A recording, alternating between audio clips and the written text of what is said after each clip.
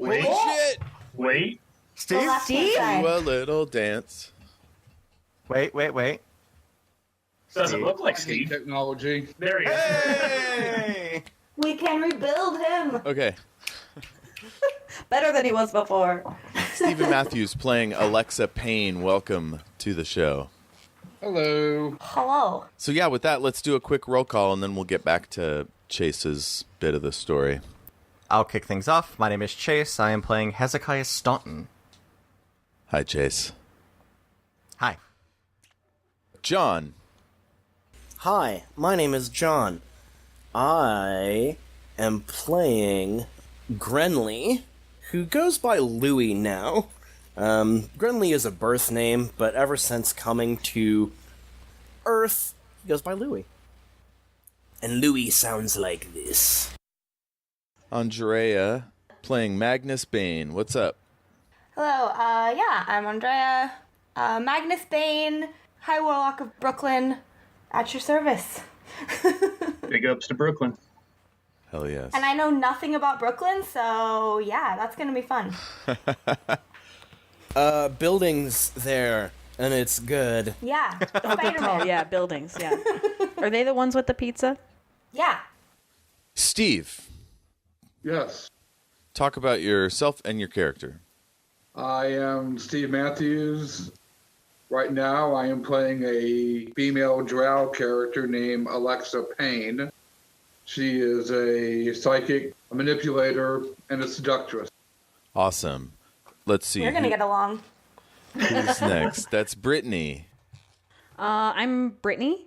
I'm going to be playing Seraph, who is a changeling gunslinger. So she's a shapeshifter and also enjoys guns quite a lot.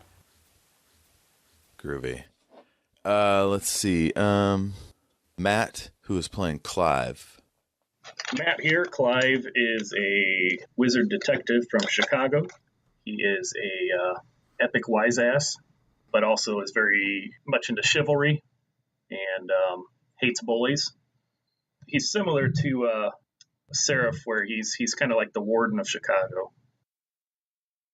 Okay, it looks like I have to change the batteries in my recorder, but I will be right back. All right. Now's the time if anybody wants to pee or whatever. Okay, you guys. We're going to start. We're going to get in touch with Hezekiah, who just woke up in a garbage truck. Honestly, Same. it's only the second worst place I've woken up, so, there's that. Like Nice. recently or ever? Past 6 months. Like in real life, or No, that's Hezekiah. That is Hezekiah. Yeah, so this thing stopped, and you heard something ahead stop, and all these vehicles are stopping and honking and bleeding. And then you look over, and you see there's people of all different ages and skin colors and even hair color, like some are brightly colored hair, are walking back and forth down the street as if they're not next to a bunch of belching monster carriages. They seem totally fine, and their clothes are all strange and different as well. And this garbage stinks.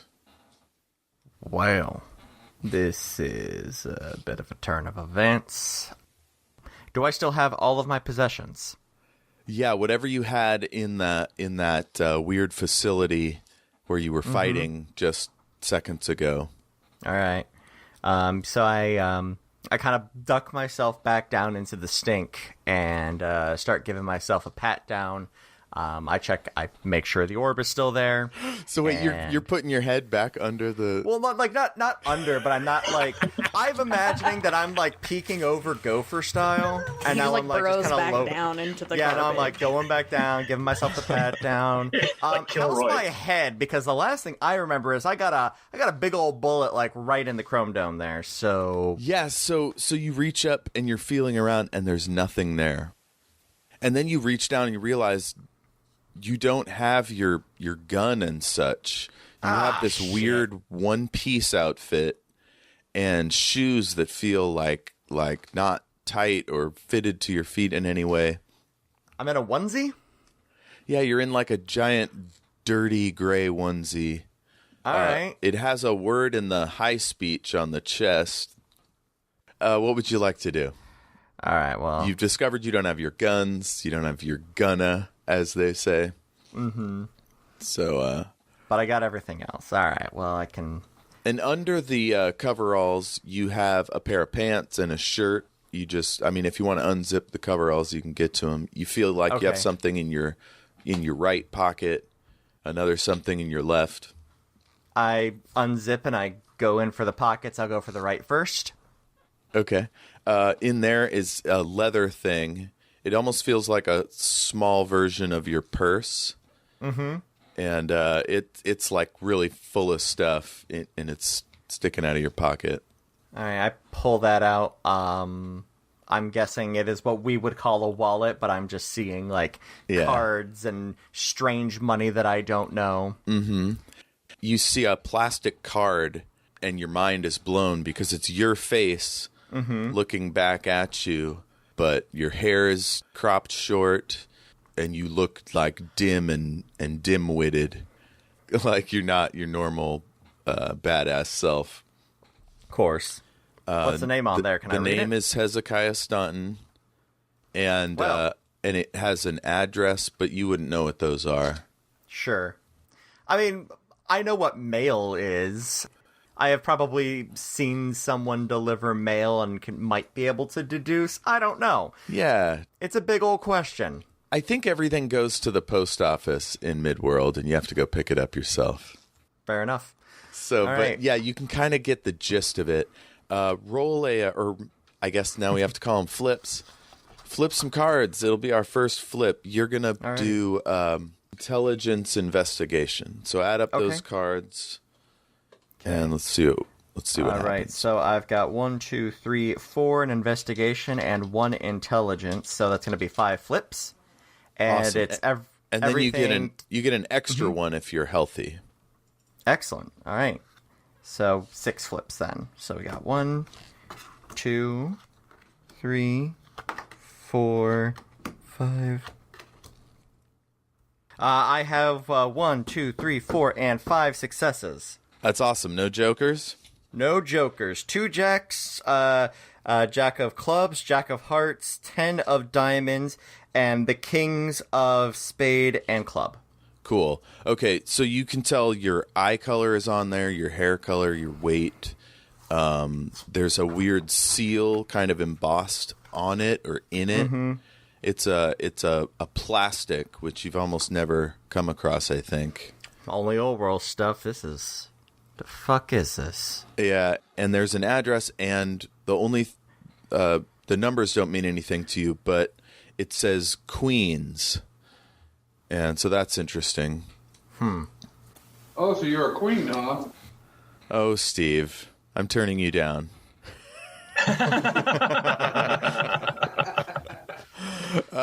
So yeah, Chase, what are you gonna do? All right. This thing starts to rumble like it's gonna start going forward again. Oh, it stopped now? I'm hopping out. Okay, cool. So you start to climb out, and you realize it's like 10 feet up at least. All right. I'm gonna. Is it the? It's kind of like ribbed though on the outside, right? Mm-hmm, there's all kinds of ridges. Yeah, for her ribbed. pleasure. I'm just gonna try and carefully climb down. Okay, nice. So you carefully get down easily, but by the time you get down, you realize there's a long one of these things, and the woman inside it is staring out at you like just totally confused and in horror. And then she leans on the horn and roll a presence. Maybe presence telepathy, just to kind of see it coming. Do you have telepathy? I have 2 in telepathy. Oh, that's awesome. Yeah, go for it. Sweet. Presence All right, and so telepathy. that is going to be a total of 7. 2, 3, Okay. 4, Telepathy. 5, 6, 7. And let's go ahead and get some flipping done. No, I have 2 successes, the queen of, and ace of clubs. Okay, nice. 2 successes is good. The woman feels like she's never seen one of you come out of one of those things in the middle of the street. And then she starts to get angry and is honking more. And you realize that the cars have started to move again. Past her, you could get to the curb and all the stuff that's going on over there. Seeing as things are moving in one direction, I'm going to kind of like cut around her and maybe like Dukes of Hazzard style, like dive across the back of her car just to like keep momentum going. And then I'll get to the curb. Awesome. Well, we're going to flip agility and athletics. Okay. It's going to be 5 flips. So we've got no, yes, yeah, no, yes, yes. Remind me, what was the critical success? That's a Queen of Hearts. That is not in this draw. That is going to be the Queen of Clubs and Diamonds, and a 10 of clubs. So 3 successes. Okay, and we don't need to know the suits unless cool. Unless it's the Queen of Hearts. Cool. So yeah, easily Dukes have hazarded over onto the curb. You come down between 2 boxes of different sizes, and there's like 4 young kids, maybe early teens, maybe one of them is preteen, and they're like maybe 10 feet away in front of a store that appears to be closed. And they're just like bullshitting and yelling at each other and stuff, and then they all point at you, and they're like, hey man, your truck's going away. I think I'm done with that for right now. Thank you very much, though. And all of a sudden, it's just a cacophony of annoying boy voices. And then somebody is coming the other way and just like bangs into you and keeps going. Excuse me. I'm gonna... Yeah, whatever, buddy. Get to work. Oh, man, I tried. All right. All this honking and stuff is driving you nuts. You feel like you should try to find a place to hide out. Yeah, no, I'm looking for any place that looks like it might be quiet so that I can get out of this terrible, smelly jumpsuit. Okay. So you find an alley, you go past like a busy restaurant, and then you find this alley and you duck in, and you find a green metal box to hide behind. Excellent. And you start going through your shit. Okay, all the way on the other side of the universe, Alexa Payne. Steven Matthews, what's up? Not much. Okay. What's up with you? We're going to make your character really fast because neither of us can find it. Braun. Hold on a second. Let me get some paper. Okay.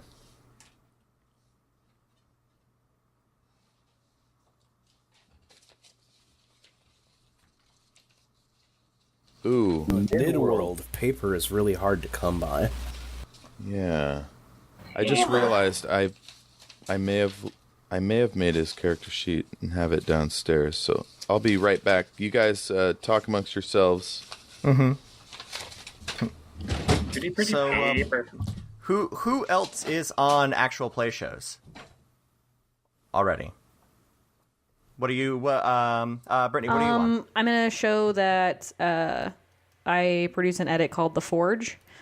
And in it we play a game that we created called Necroforge, which is kind of based on, think like Dark Souls. Like, it's really hard and you die a lot. And in this universe, like 100 years ago, there's this giant eruption from this volcano and like turned this entire world into like this big caldera. So we all just live in this like really dangerous like caldera, and you just die a whole bunch. So everybody's got a phylactery, and so we're basically all liches. Okay. Lich Party, I like it. Awesome. Yeah. And that's What was the actually name what of we're that again? recording The in like Forge? 3 hours. The Forge. And we actually just released our alpha guide for the play test. So it's like this big 100-page document that has like how to play and how to make a character and all that fun stuff. So Nice. yeah. Writing that down. I'll put a link in it for it in the chat. That'd be awesome. And what about you, Matt? I am a member of Sea Dogs podcast, which is where I met Jeff and Steve. Had them on had him on our little interview improv show called Nilbog's Tavern with me and Patrick McCarthy, who kind of edits everything. But Okay. also going to be starting playing in the actual main campaign as it's a 5e D&D podcast where I'm going to be playing a Dragonborn Bard. Nice. I love playing bards. Bards are so great. Everything about bards is beautiful. So last time we were with Steve, Alexa and Shadwell were being surrounded or approached through the tall grass by these scary cat people. And Shadwell, her robot companion, said something about they could be good eaten, and they got mad and started to attack. The problem with that is that should be all telepathy. Wait, your robot has telepathy?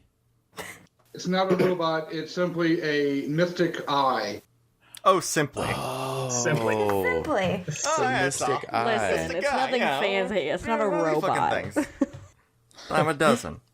Okay, so we'll scratch that. They haven't attacked yet. What would you like to do? They're about 50 feet away through the tall grass. Number the cheese. Can I discern a leader?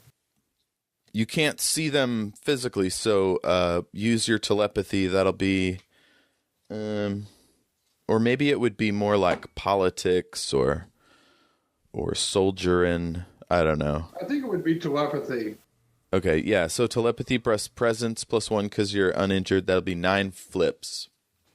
And just tell us if you get a 10 face card or ace. Jack of spades.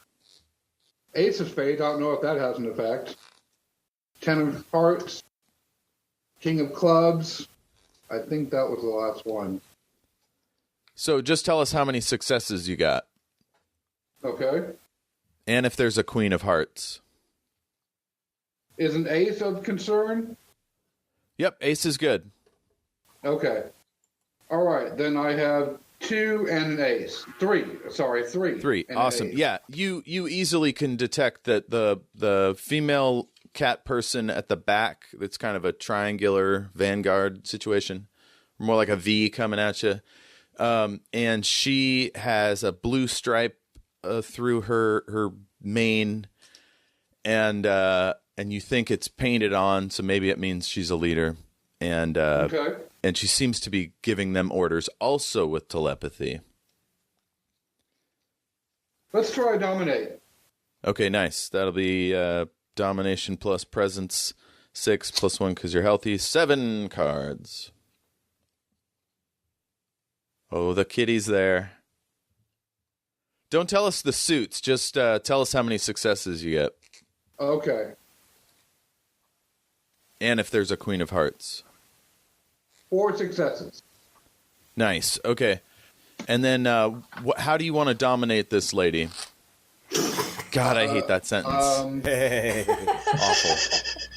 Taking that out of context. Let me rephrase that. How is Alexa going to mentally dominate her opponent? That's better.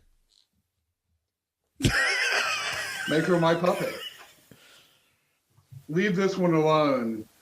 She is an ally to us. Okay, cool. She directs that information to her people, and they stop advancing. And then all of a sudden, this person that you're dominating looks up in the air behind you, and is like filled with fear. And Shadwell says, "Oh, that's unusual." I'll see what he's seeing. Okay, you look up and you see this giant red sun out of nowhere that's just coming straight at you, and it starts to break that's into not bits good. and pieces and then spread out across the land, and it's making so much light it's not casting a shadow, and then several of them are coming towards you, and the lady and her 2 cat people run and break around you and start running the way you came. Yeah, let's get the hell out of here. Okay, are you going to follow them or go a different direction? No, I'll go a different direction. Okay. Oh, by the way, guys, anytime anytime you think of I don't know who the hell these cat people are, so yeah. Okay. And the rest of you guys, if you think of any funny goofs or whatever, and you get a moment in, you're welcome to join in. So you're running, and the grass. Actually, it'd be flying. Oh, you're flying. Yeah. That you're using telekinesis. It's okay. faster than running. Okay, so you start flying over the grass, and a big red piece of light comes flying right at you. So you're gonna have to do a flying check, telekinesis. And brawn, that'll be 5, and then plus an extra 1 because you're healthy. And I have a dodge. You don't have to use that unless you get hurt real bad. Okay. So it'll be 6 cards. 2 successes. Cool. Okay, you narrowly dodge this thing, and like flames come off of it, and it hits like right where you just were, and explodes out the ground. And then you see another one hit one of the cat people, and she's just obliterated, ripped into bloody ribbons, and the ribbons are set on fire. Shadwell is dodging around ahead of you in the air, and it's then that you see this red ship kind of materializing out of nowhere, and it's right in front of you, maybe 200 feet wide, and it's got like a giant shark-like mouth open and waiting for you. Time to make a U-turn.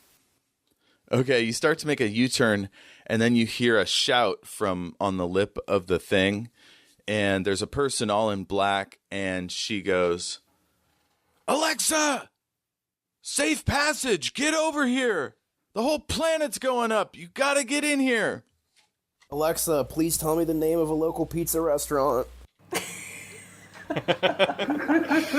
You see one of the things hit the wing of this ship and burst into flames, but then this weird blue shield gets most of it and sends all the pieces flying up. So clearly this thing is safer than just flying around out in the open.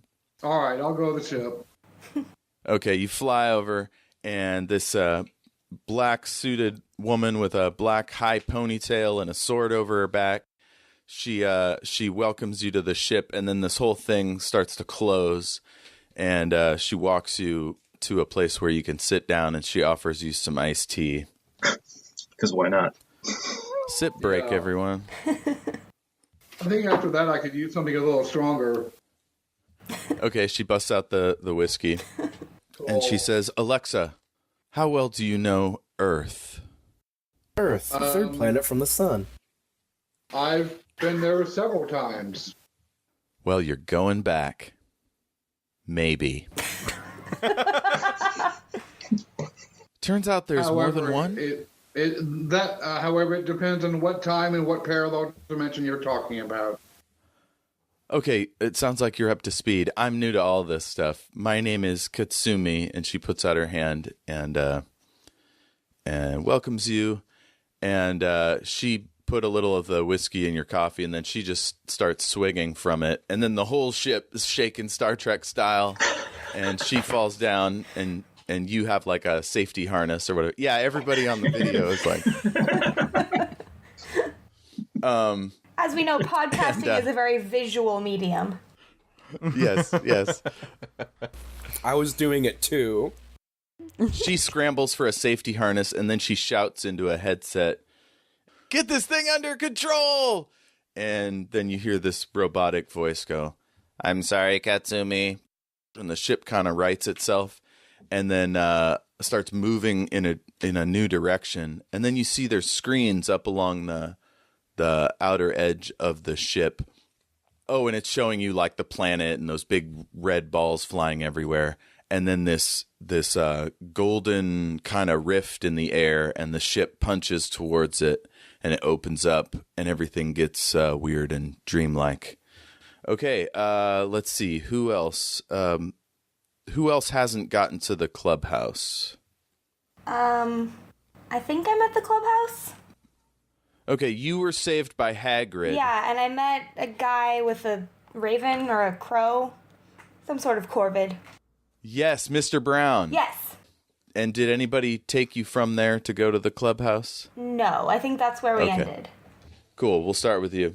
So you're hearing a story from Mr. Brown about this character named Roland that recently passed through, and then there's a knock on the door, and he opened up the door, and in there is a cute guy about maybe 22, 23. He looks he looks harder and more haunted or whatever than a guy harder? that age should. That's how I like my guys. Sorry, continue. That's how I like my guys. Cute and hard. Cute and hard. Perfect. Magnus is ready.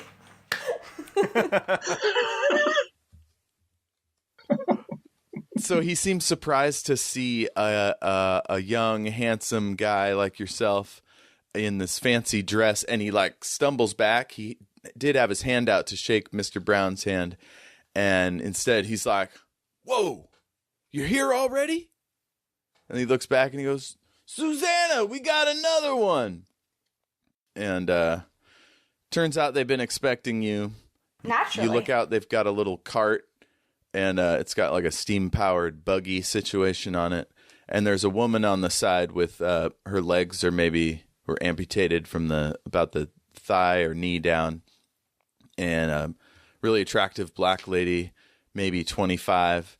And she's got a cowboy hat on, and she waves at you and says, "Welcome to Midworld, honey." Oh, Magnus Bane, at your service. All right. Well, you might as well get your gear and come on. Where exactly are we going? Oh, honey. It's time for an adventure. She says with a question honey. mark on the end of it. It's Ka. It's Ka. Adventure? I didn't want to be cliche and be something like, "Oh, you're going to find out right away." Doodle-doo-doo, crossfade. So We're going on an adventure. you end up going through a door, and you end up in this beautiful, like, mountain lodge with log pillars and plush velvety upholstery. And there's a few interesting folks milling about. And it's kind of like Doctor Strange's lair in New York. Okay. A little bit like that. I mean, less ornate, more homey and lived in. And this giant bear in like a green flowing robe and loose fitting slacks comes up, and he goes, "Oh, Mr. Bane, welcome." And he kind of goes in. He's not sure if he should go with a hug or a handshake. Magnus holds Or a out his fist hand bump. to shake. Okay. He shakes it, and it's a very gentle handshake, even though he's got a giant bear paw with an opposable thumb. And he says, "My name's Big Bill. Billiam Staunton."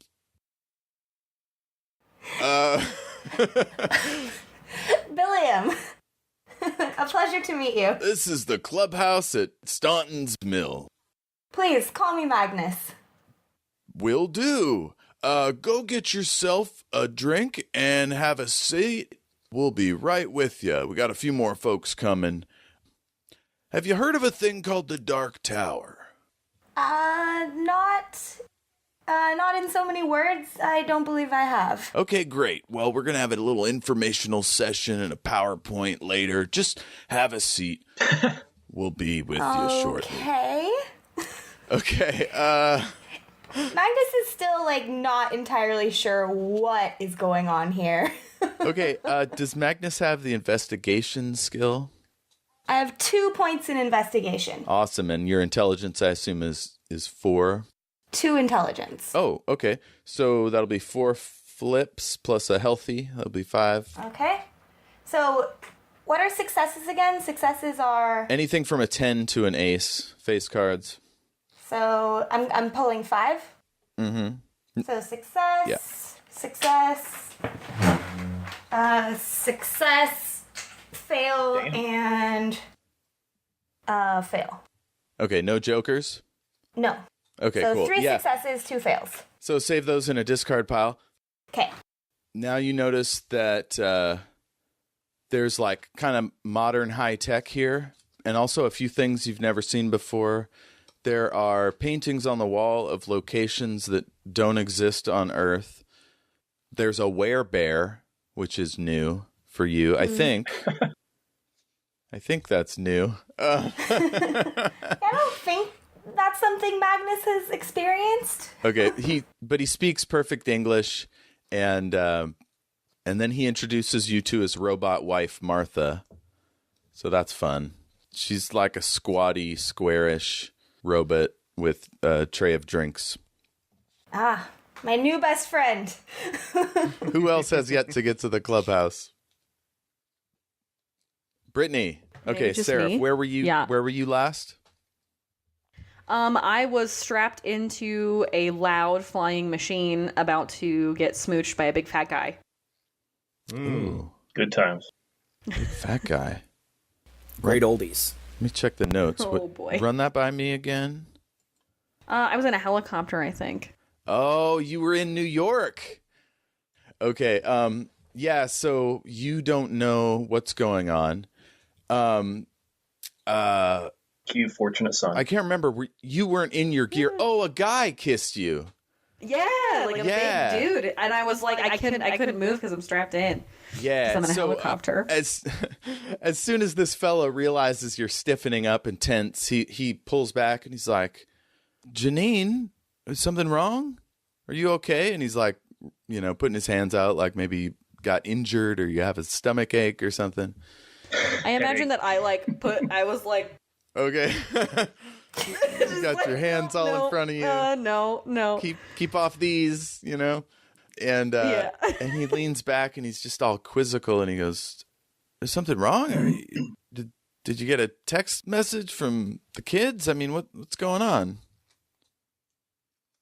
A what? What? So, the helicopter noise is driving you insane. But it looks like it's starting to come down. And he says, "Maybe we could talk about it after we land?" Sure. Okay. My goal is to escape this place as quickly as possible. So the second I am freed from my leathery prison, I'm going to leave. Okay, nice. Leathery? Well, seatbelts. I don't know. I guess I don't know what material that is. What is that Yeah, material? it's kind of a plasticky seat seatbelt and the material. metal sides and these giant windows seeing that you're hundreds of feet up. Yeah, as soon as I get closer to the ground, my goal is to escape as fast as possible. Nice. Okay, so it comes down in some kind of big field, and there's people everywhere, and I don't know if you've ever seen a city as big as New York, but it's enormous. No, not that big, no. Okay, do you have Streetwise, or it's called Spacewise in Space Kings? No. Okay, Sure don't. so it'll be a wit and Spacewise, or we'll call it Streetwise. How much wit do you have? 2. Two, So I roll- and do then 2 add and then 1. So 3. do a flip of 3. Try to figure Okay. out what your next play should be. 1 success. Okay, 1 success.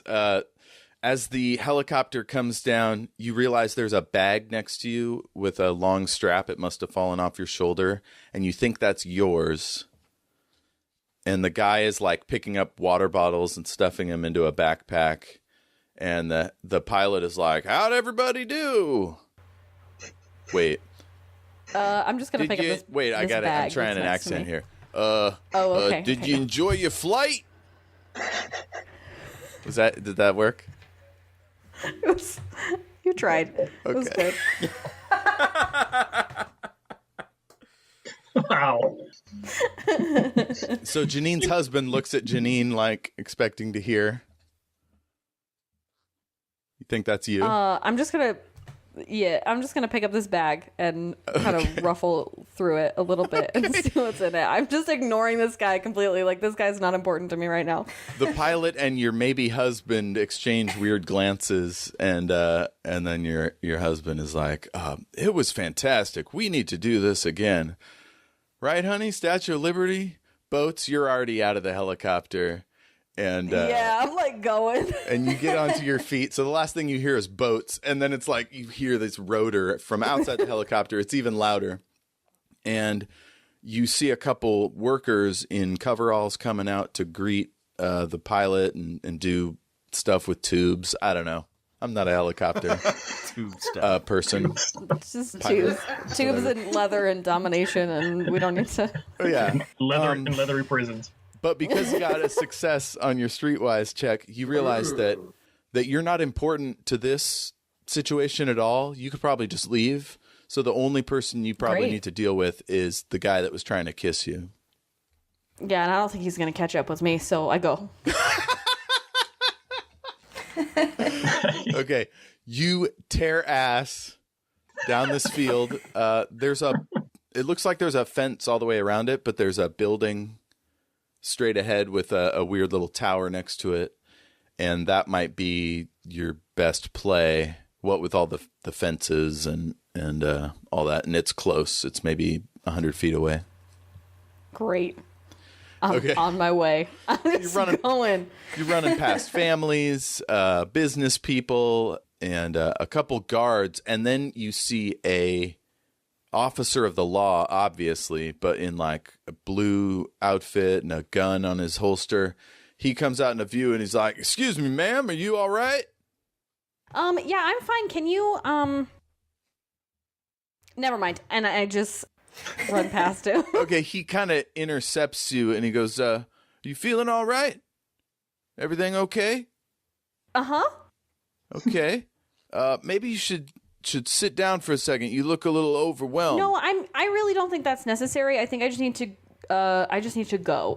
Do you have a map? Do I have a map? What am I wearing right now? You're not saying that part out loud. Who am I? Why am I here? You're in a brown knee-length skirt, yellowish blouse, buttoned at the wrists.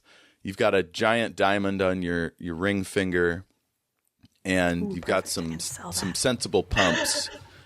You said something about Sensible a map, pumps. and he points over to a desk with all sorts of pamphlets and a customer service person. And then you see the big-ass doors out the front. And he says, "Well, you want to check in with customs before you meet with that other person over there." But they have maps. And where is that? Okay, your husband maybe shows up, and he's like, "Janine, we have expedited process. We can just go out that way." And he points to there's no line, and there's a door. Psh, get out. You don't have to go through I'd like all to the get a map rigmarole. before we leave. I need a map. A map of what? Yeah. I mean, you have your phone. I mean, just for fun or whatever. He runs off and he grabs you a map. And he's like, and he holds it up from across the good room. guy. He's like, there's a New York City one, and then there's a greater county, tri-state area. I don't know. I'm not from there. Whatever. He's holding up different all of maps. them. Grab all of them. All the maps. All of them. Okay, Yeah. he gives you a look like, what is happening to my wife? And then grabs 3 maps and comes over. It's like, there's I like you. What's your name? Okay, his eyes just go wide. He touches your arm, and then he goes down the hall, out the door. And he's pulling out his phone. He's pulling out something, and you realize most everybody here is either looking at a device or holding it up to their ear and talking. I have a device like this, maybe? Maybe. In my bag that I'm carrying? Yeah, so you're standing in front of this cop now. Do you want to start rummaging through the bag now or follow the guy? Yeah. Excuse me, follow the guy. Just now. Okay, you come out and you're in a street area, but as I told Chase, there's lots of loud barking carriages with no horses, pumping out smoke, and all the noises are bad. You see. I wonder what sort of elemental powers these things, because I don't see one. Must be inside the guts. Like so a giant. You're rummaging through your purse? Mm-hmm. Okay, roll a biology brawn flip. Do you have biology and or brawn? I have brawn. Okay, cool. What is your brawn? 1 success. One success? I have Did you 2, add so one? I pulled 3 because I'm healthy. So you feel your stomach starting to go and like the land, you're not used to the land, like going from not on land to land. So you feel kind of wobbly and your stomach's starting to, and then you feel like you might have to poop and everything's gross. Your husband maybe is at the edge of the curb talking to a person with like a podium in front of him and a weird metal device, like, and you're not sure what's going on over there, but he points at it and he points to you and he like makes hand gestures like he's going to be holding cups. These kinds of hand gestures? Is that what he's doing? Spare fingers. Nothing. Okay, I'm gonna just go over there, I guess. Okay, the thing you had opened your purse and looking for that device, and you see it's in there. It's pink, and it's making a terrible noise. Ooh, I'm gonna touch it. Okay, you touch Does it do anything? and you turn it around, and it faces you, and it says some words that you can't understand, and like a green button with a shape. You're not sure what that is, but it's like it keeps buzzing and like trying to talk to you with its noises. It's freaking you out. I'm gonna touch the green. Okay, you touch the. So guys, if you imagine if a 4-year-old came across a phone and nobody had ever told him how it works, like that's what's happening. So you touch it and then you hear some new noises, but they're quieter. And a face comes on, but not a moving face, just like a picture. Okay. Okay. It's a picture, but it's making noise? You can tell somebody's trying to talk, but they're like super faint. And then you realize people are holding them up to their ears. Like move it closer to my ear to like try to hear it and better. You hear a voice. Yeah, and it sounds like a male child. Oh, okay. Somewhere in between a child and a man. And he's like, "Mom, what's going on? Dad says you're acting all weird." Is that... Oh, that must be the guy that I'm with. Okay. Did you say that part? Don't worry. Yeah, absolutely. I say, don't worry, honey. We'll... What, Mom? We'll be, and I... Mom, I gotta go to class. Are you crazy or not? What's going on? I've already pulled it away from my face, and I'm trying to, like, make it stop going. Okay, John finally gets his coffee, and he's juggling them because his phone is still in one hand, and he brings it over, and he offers it to you. Okay, I take it. Okay, you take it, and there's a lid on it, so you don't know what's in it. Okay, I'm gonna take the warm, lid though. off It of feels like coffee. I'm gonna take the lid off of it and see what it is. Okay, you take the lid off of it, and like once again, your maybe husband is like, "Man, she's acting weird." So you open it, and it you think it's like coffee, but it's got this slurry in it that seems to have made it less dark, lighter, you might say. Great at words.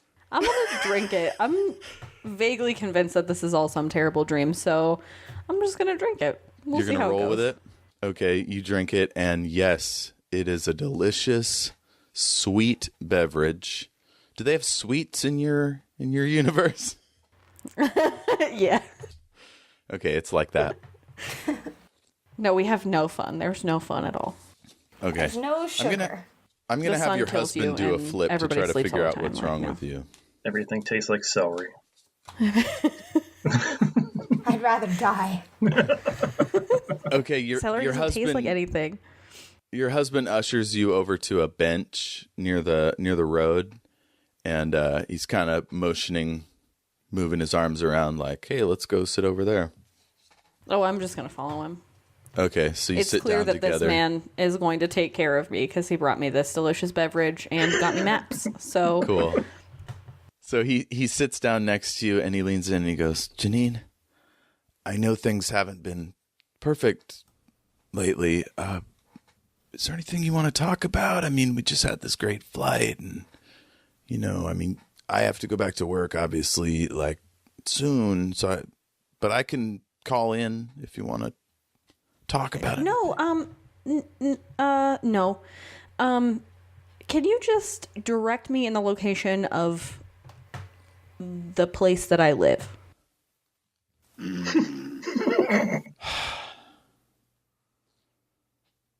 Sure. Yeah, sure. Okay. And he does some shit with his phone. And he says, "I'll call a car." And he punches some things. He's like, "Oh, good. Can you make Leon mine will do be that? here." I'm sorry. What? Can you make mine do that? And I hold out this device. Okay. At him. He takes it and he goes, "I'm gonna text me from your phone. Okay. See?" And he holds it up to you. He's like typing, "I love you," and you see it. You can't quite understand what it means, but you think you get the concept. Okay. I'm watching how he does this because I want to know how this thing works. Because Nice. Okay, you're studying. if it's the only thing I have, like. So he brings back his own phone and he looks at it and he goes, "Oh, good. Leon will be here in about 3 minutes, I think. So when he gets here, I'll take off." Okay. Thank you. I love you, baby. And he like moves in for a kiss.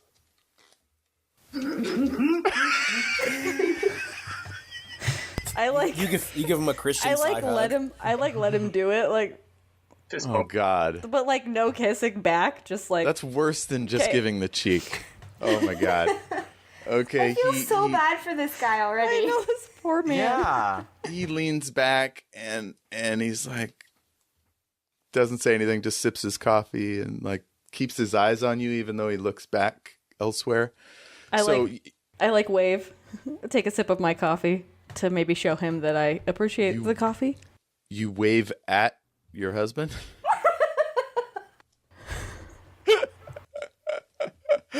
Okay, so while you wait, you could go through your purse for Yes, stuff, that's what I unless would you like think to that do. would tip him off more that you're acting weird. I found this strange talking rectangle in my purse, so I'd like to continue going through my purse, see if there's anything Cool, useful. okay. So and then also you- stow my maps. So you find a form of wallet. There's paper money in there, but it's all green. And Okay. there's a few coins at the bottom of your purse. There's something in a case that's about 3 inches long and white and has some more writing on it. And the letters are starting to come together for you, but you're not quite sure. Okay, I'm gonna Hopefully open that. Say again? I'm gonna open the little case. The little white thing? Yeah. It's almost like paper.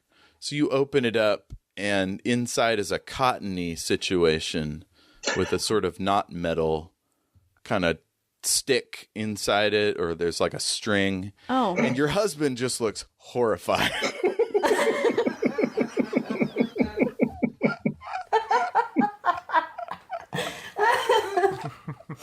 Okay. He like reaches out, puts a hand on your wrist, and he's like trying to like carefully nudge you back down into the purse. And he's like, "Janine, why didn't you just tell me? We could have gone to the bathroom." It's like, oh, it all makes sense now. I like, how do I use this? Like, what is this? Just then a big, long black car rolls up, and he grabs it and puts it in the purse. He's like, "Oh, he's here. Great.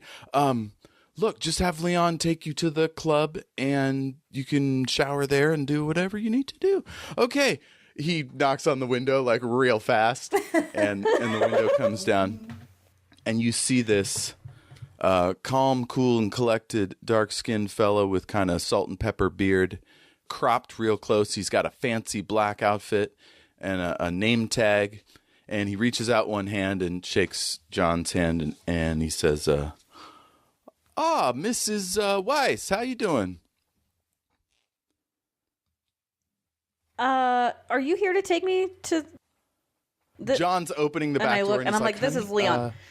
Yeah. So he nudges you in, and he leans in and whispers something to Leon.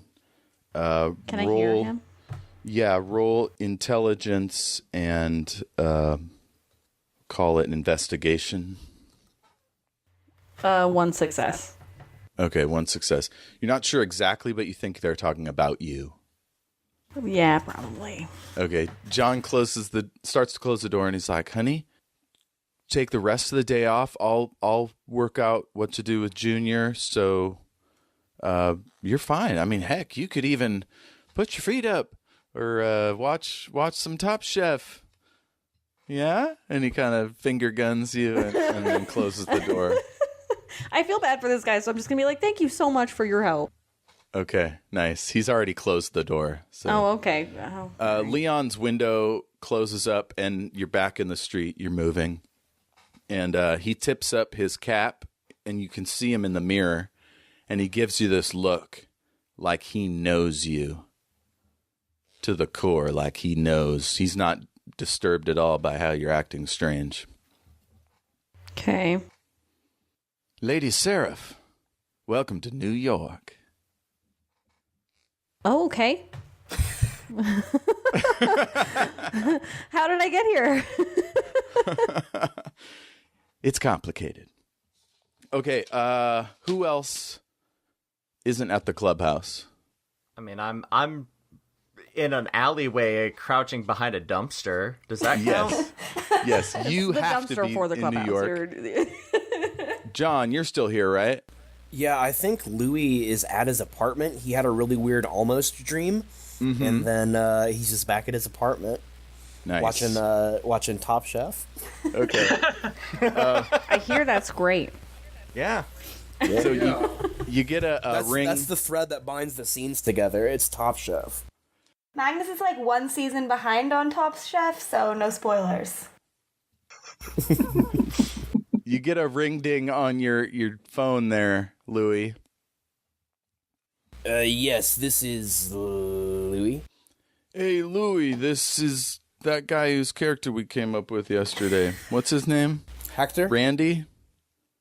Hector. Hector, that's the one. Close. Yeah, I picked Randy, and then we negotiated to Hector, I think. Yes. Okay, so Hector's banging on the door as you're answering the phone, and it's Hector. And he goes, "Hey, man, answer your door." Can I answer just one thing at a time, please? Do you have a preference on which one I can He answer? laughs and hangs up. Okay, yeah, at the hang-up, I go to my door. Okay. You I open let up. him in, and then I sit back down into my easy chair. Okay, you start to let him in, TV. and you see someone is standing just behind him off to one side. Oh, who the hell is this? It's a very skinny, dapper gentleman with long, curly black hair and short in the front, and he's got a white button-up with the sleeves rolled up and black jeans and cowboy boots, and he's got a little gold cross around his neck. And he smiles this cruel, evil smile and like pushes I don't Hector like him. off to one side and walks in like he owns the place. And then he kind of waves his hands at Hector, and Hector closes the door. Easy as you please. Hector's rummaging. I don't know this guy, and I would like to put my arm around Hector and say, let's go get a gelato or something. Okay, you start to do that, and Hector's already closed the door, and this fella is now rummaging around your kitchen. There ain't shit in there. I'm gonna go get a gelato. Roll for gelato. So wait, you're gonna Yeah. leave? Yeah, I don't know this guy, and also this place kinda is just where I watch TV. Okay, so he waggles his fingers, and the door locks, and he says, "Louis, have a seat. The name's Okay, Walter. then I think Hi. you've heard of me. You have heard about a scary, dangerous wizard named Walter." Oh yeah, definitely. He rustles up a cup of coffee, and he comes and sits down on your table and puts one of his boots on your sofa. I sit down the exact same way that he does, and I turn up the TV a little bit. Okay, your coffee table's real small, so you're like butt to butt. Yeah, whatever. Explicit. He This leans whole back. episode. Come on. Walter, what do you want with me? It's not what I want with you. It's what the king wants with you, my friend. You've been keeping your ears closed to the call for far too long. Yeah. How'd you find me? Louis, quit fucking around. It's want the all favor I of the do. Crimson I am King. consistently Shut up. fucking around. All of a sudden, you can't talk. Your lips are moving, but nothing's coming out. And he starts giggling. And he stands up and he kicks your sofa over onto its back. Rude. And he chucks the coffee across the room, and it like floats in midair, spinning, spilling coffee everywhere. I look for a notepad. All of a sudden, rain is like pelting from outside. It was a perfectly blue sky, and rain is pouring in through your half-open window. And he says, "You want to hide from the king. That's your business, Louis. But I know exactly where you are. I know exactly who you are. So if you're not going to work for the king, might as well work for me." And he slaps down a pile of money. Can I find a notepad? Notepad. You got a notepad? Yeah, I want to write down in a notepad. I nod agreeingly, and I hold up a finger as if I'm saying, "Oh, just one moment while I write this down, please." And I'm writing this down. I'm writing this down. And words are coming out.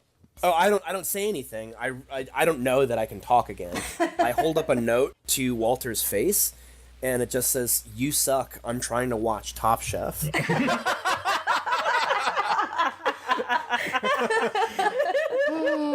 Tell him.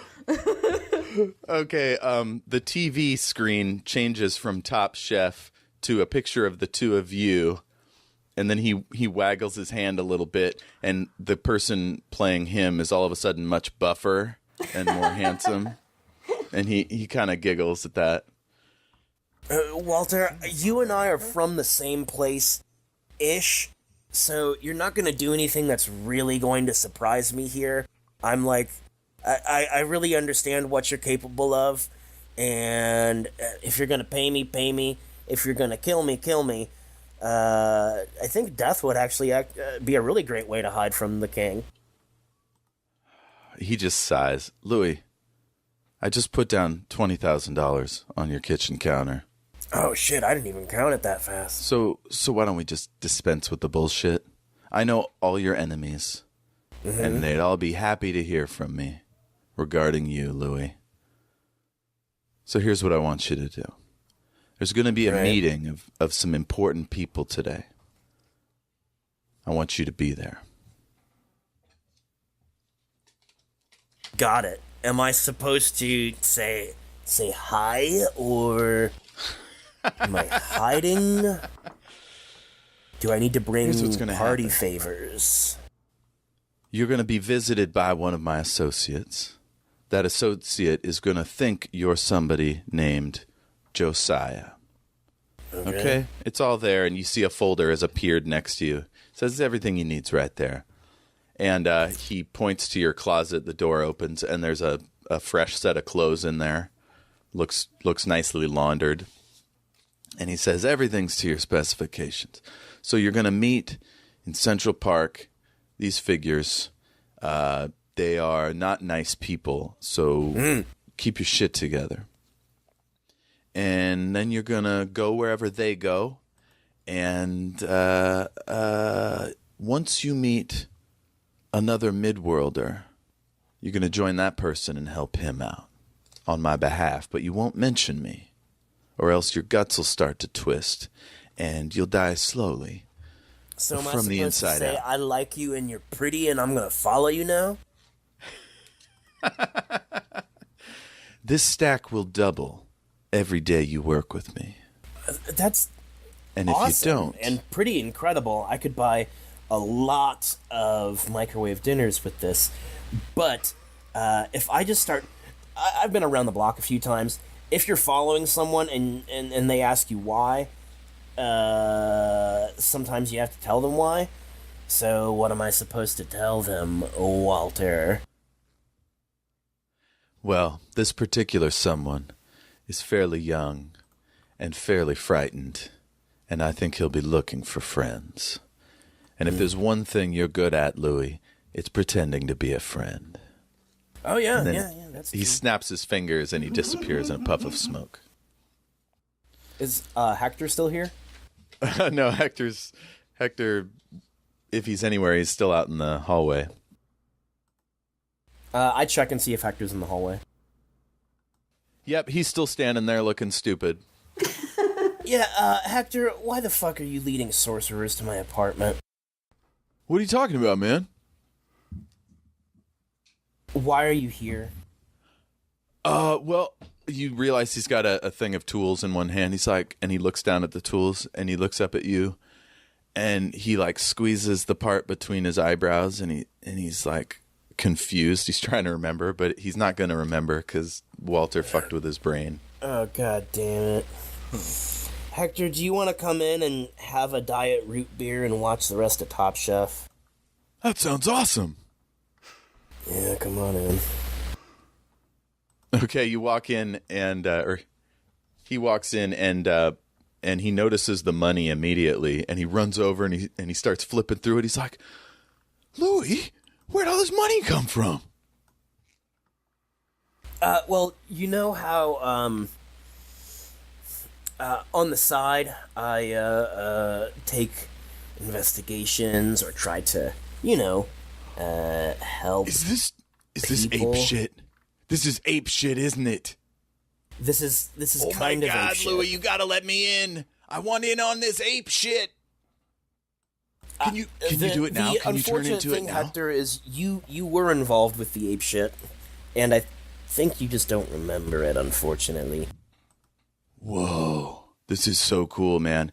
You gotta let me come with you. I think that would be a bad idea. Okay, now you hear a honking outside, and your phone's ringing again. Hold that thought, Hector, and then I answer the phone. Louis' bus stop, Louis speaking. Yeah, Louis, we got your name from a guy. We're outside. We're in a white van. It says Tomasi's Dry Cleaning Services. Get your equipment and meet us in the van. Sure. What is this in regards to? He hangs up. You see All right, Walter Hector, I gotta go. Will you please fix... below the suit in your closet. You see like a duffel bag that's apparently mostly been filled with stuff. Hector is like, "Where are you going?" I think I'm going in a van, and maybe meeting some people outside in a park. Oh, that's cool. Where's the park? I think it's one somewhere uptown, but I'm not sure. I didn't really get too many details here. Okay, cool. So should I come with you? No, but one thing that you can do to really, really help me out is fix the radiator, please. In my apartment, it just won't stop giving out heat. I'd really appreciate Okay, his that. face since you're the falls maintenance- and he looks kind of sad, and he's like, "Yeah, I can fix that for you." Thank you. And he goes. I he give him goes over and- $1,000 and say, please cheer up. I have to do this. He's like, "Whoa, man, I can't. I mean, that's too much. I can't accept that." And he slides I give it him into his pocket. $400 then and say, fine. All right, he thanks you profusely. You change into your suit, you get the bag, and you head down into the white van.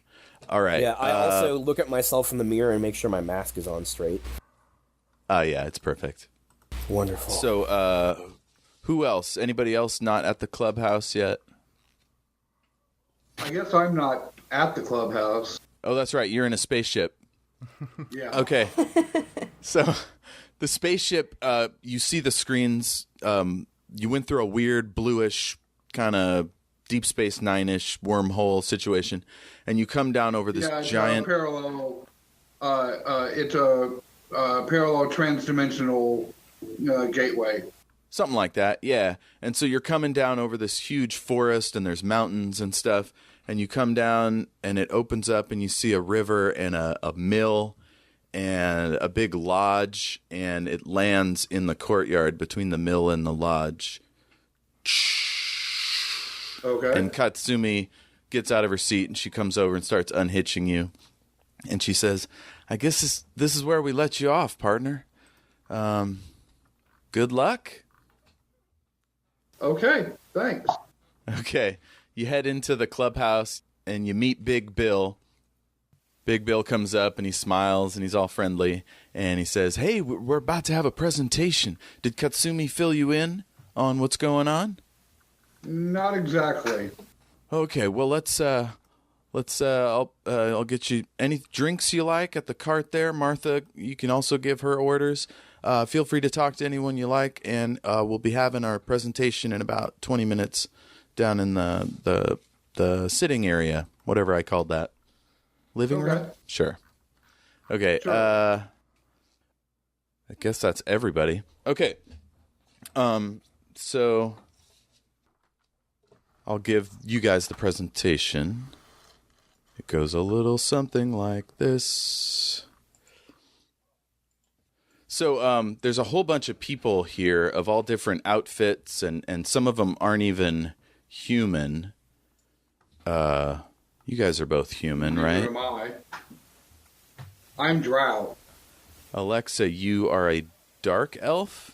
Is that right? Yes. Okay. Yes.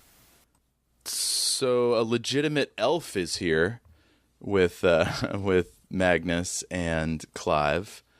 Do you guys have a minute to mingle and get to know each other before the orientation, or we can just jump into it?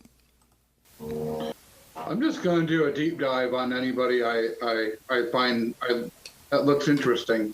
Okay, cool. Roll or flip a telepathy and intelligence, Okay. and add one because you're healthy. How many is that? Let's see. You have 3 intelligence and 4 telepathy, so it'll be 8 cards. Ace. 8.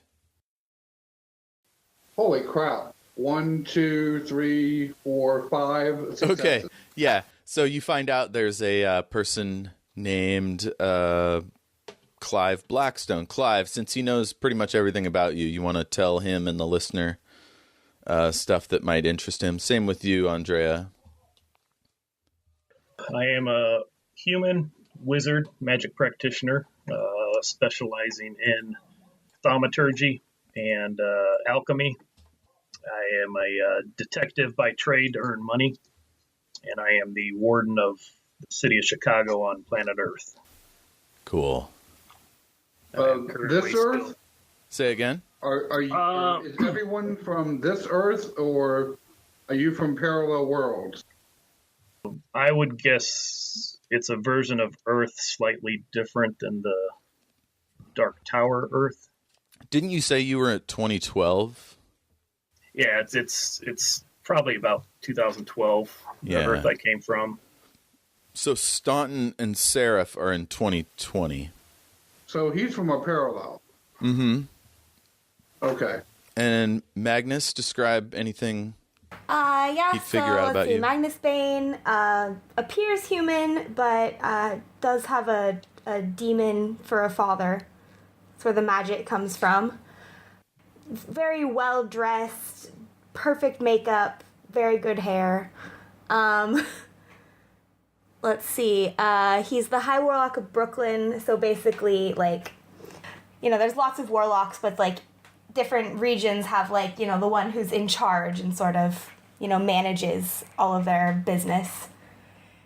And I assume he's at the drink cart making himself a scotch. Nice. And you guys could actually talk to Alexa if you want. Do you have any questions for her, or want to role play that out? Alexa's you said a dark elf? Yeah. Is this the kind like Drizzt that's dark in skin tone? Dark skin, white hair, about 6 foot tall. Okay, Nice. cool. Okay. Do you guys have any questions for each other? So Alexa, right, has the telepathy. Magnus is he's a magic user. Would he sense that she's probing around in his brain? I was going to ask that also. Roll a magic and wit check, or flip rather. What would magic be? Magic is. What are your skills? Did we give you one for magic? Oh yeah, my magic. Okay, so that would be 4 + 2. And do you have any ultimates that would be relevant? No. Okay. So that'll be. So How many 6? cards do you Wait, get? and then I get the 1 extra because I'm healthy. Yeah. So 7. Okay, fail, fail, fail, fail, fail, success, fail. Okay, you can tell somebody's monkeying around in your brain, but you can't tell who.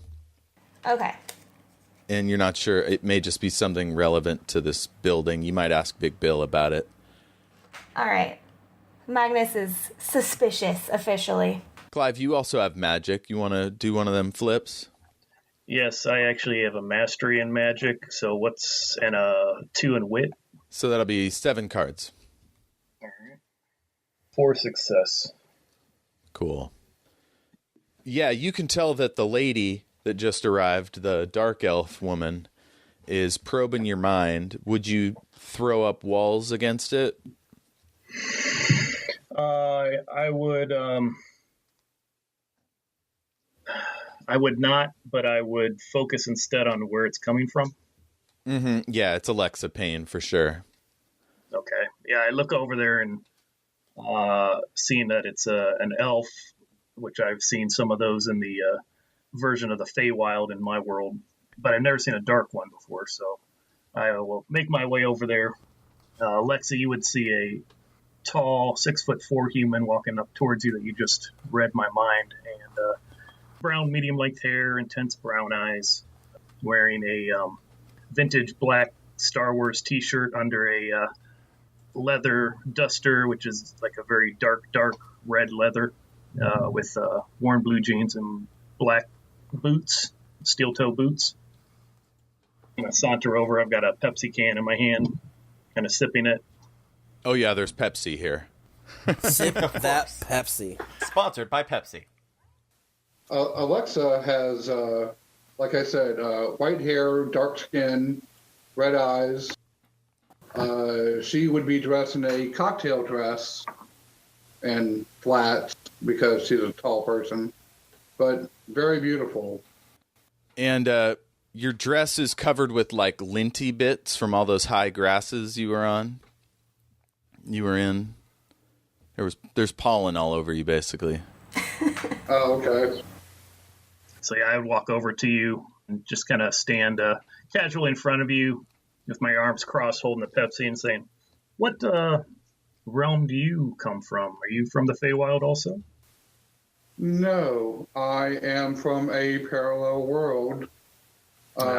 Actually, I'm from several, but needless to say, I've got around in 400 years. I'm just checking out the new area, gleaning information, whatever might be had from other people. Okay, Big Bill rolls in, and he's pulling one of those AV carts, like from school when you were a kid.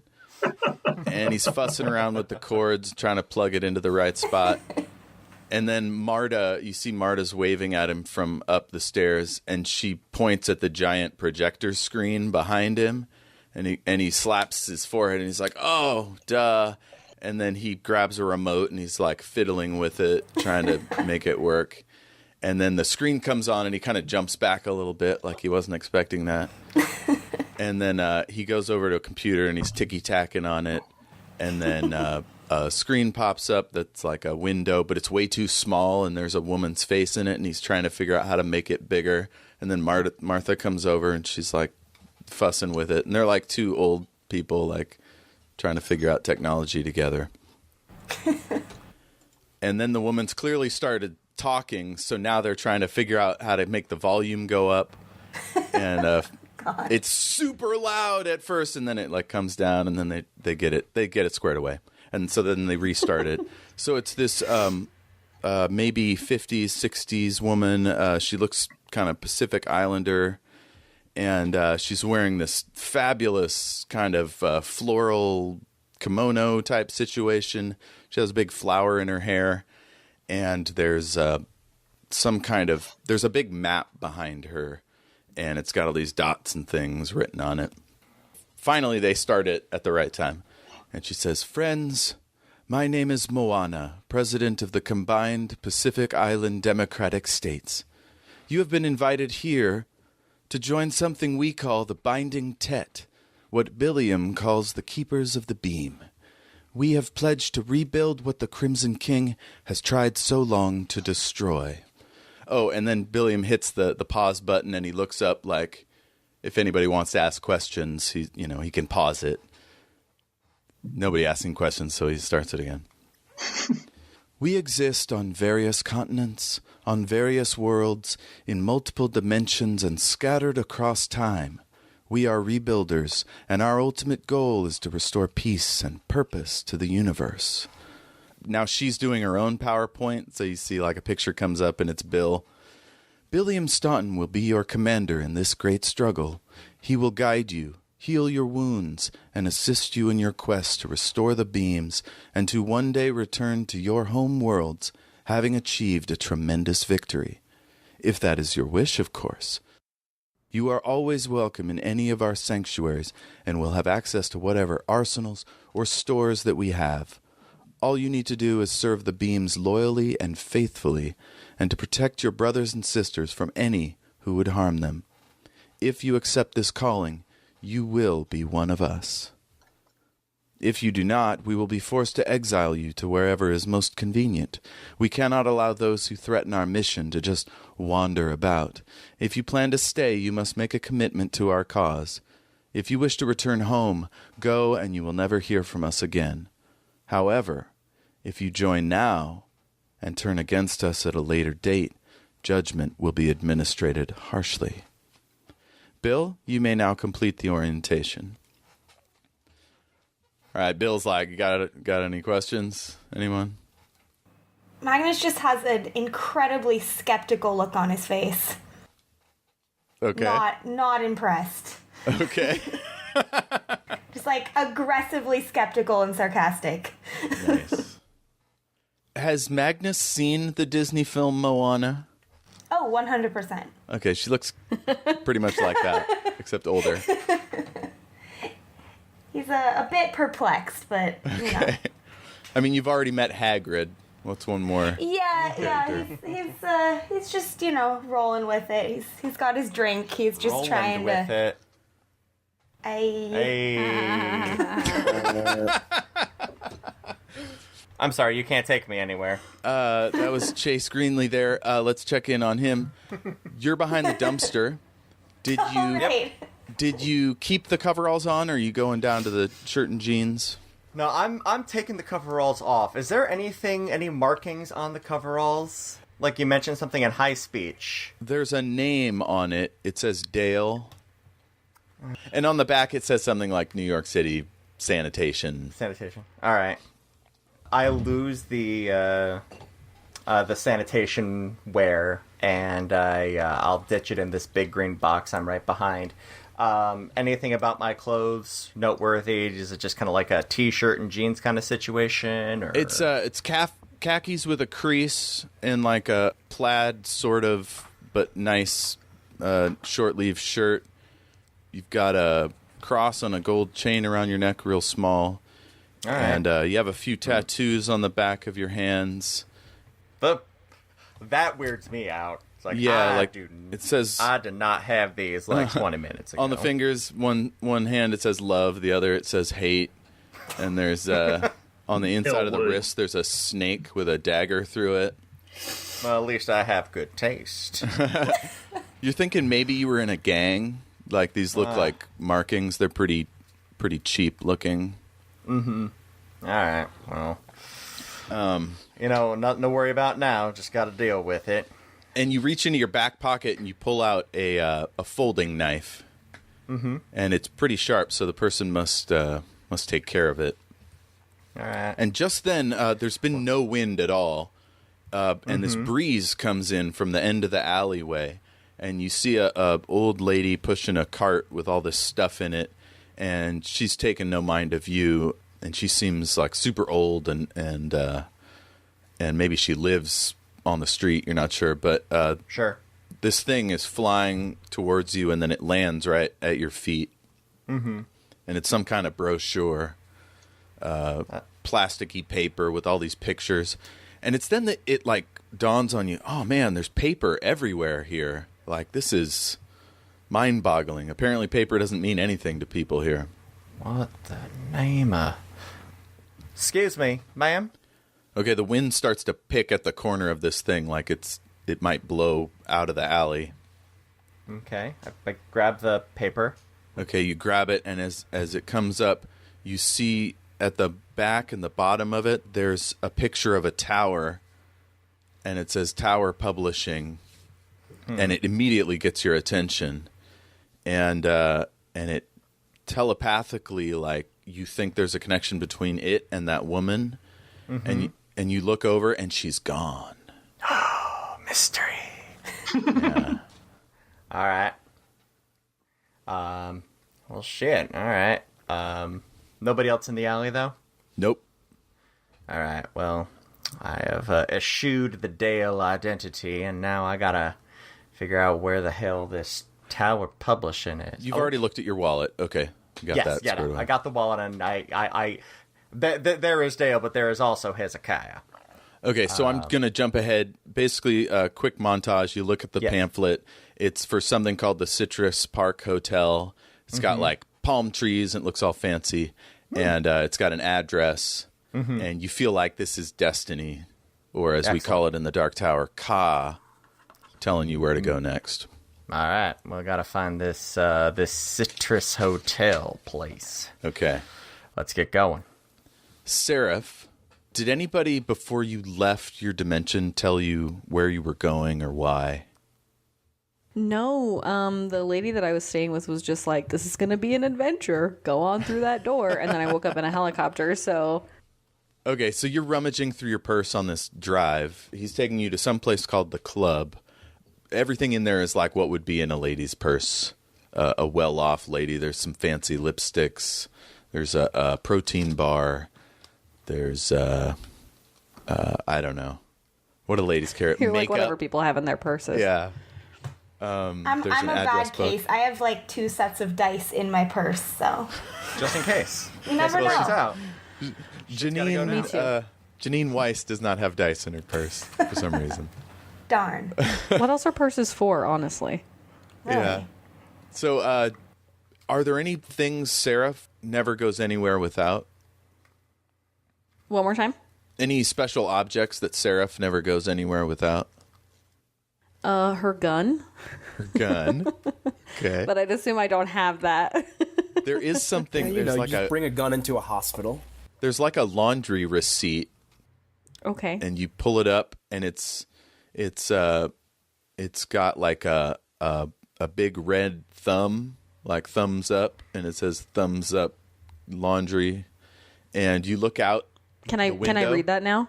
Yeah, you're starting to understand. And you look out the window and you see a big red thumb on a window right as you're passing it, and then it says thumbs up I'm laundry. Stop. Okay. He's like, "Oh, I'm sorry, ma'am." And he navigates a little bit and he kind of double parks. He goes, "Oh, that's the laundry. You that's the dry cleaners. You want me to go in there and get your laundry?" Yes, please. Yeah. Yeah. Okay, I'll be right back. Okay, so your phone buzzes and jangles again. Okay. Is it the same as last time or is it different? The words. Oh, yeah, it's somebody named Dorothy. Oh, okay. But it's like a phone call is what I'm asking. Okay, I answer it. Janine, where have you been? I've been calling all day. Oh, I'm sorry. I didn't get your call. John says you're acting really weird. What is happening? He told me to take the rest of the day off. Are you fucking that gardener? What? Seriously, I mean, you said you had a hot gardener. Like, is that what's happening? John says you're being really weird. I don't know. I don't know Where how are to you? answer that. I'm sorry. Where are you? Or I'm in a. Let's go to the Green Onion. I'm like 2 blocks away from there. Okay.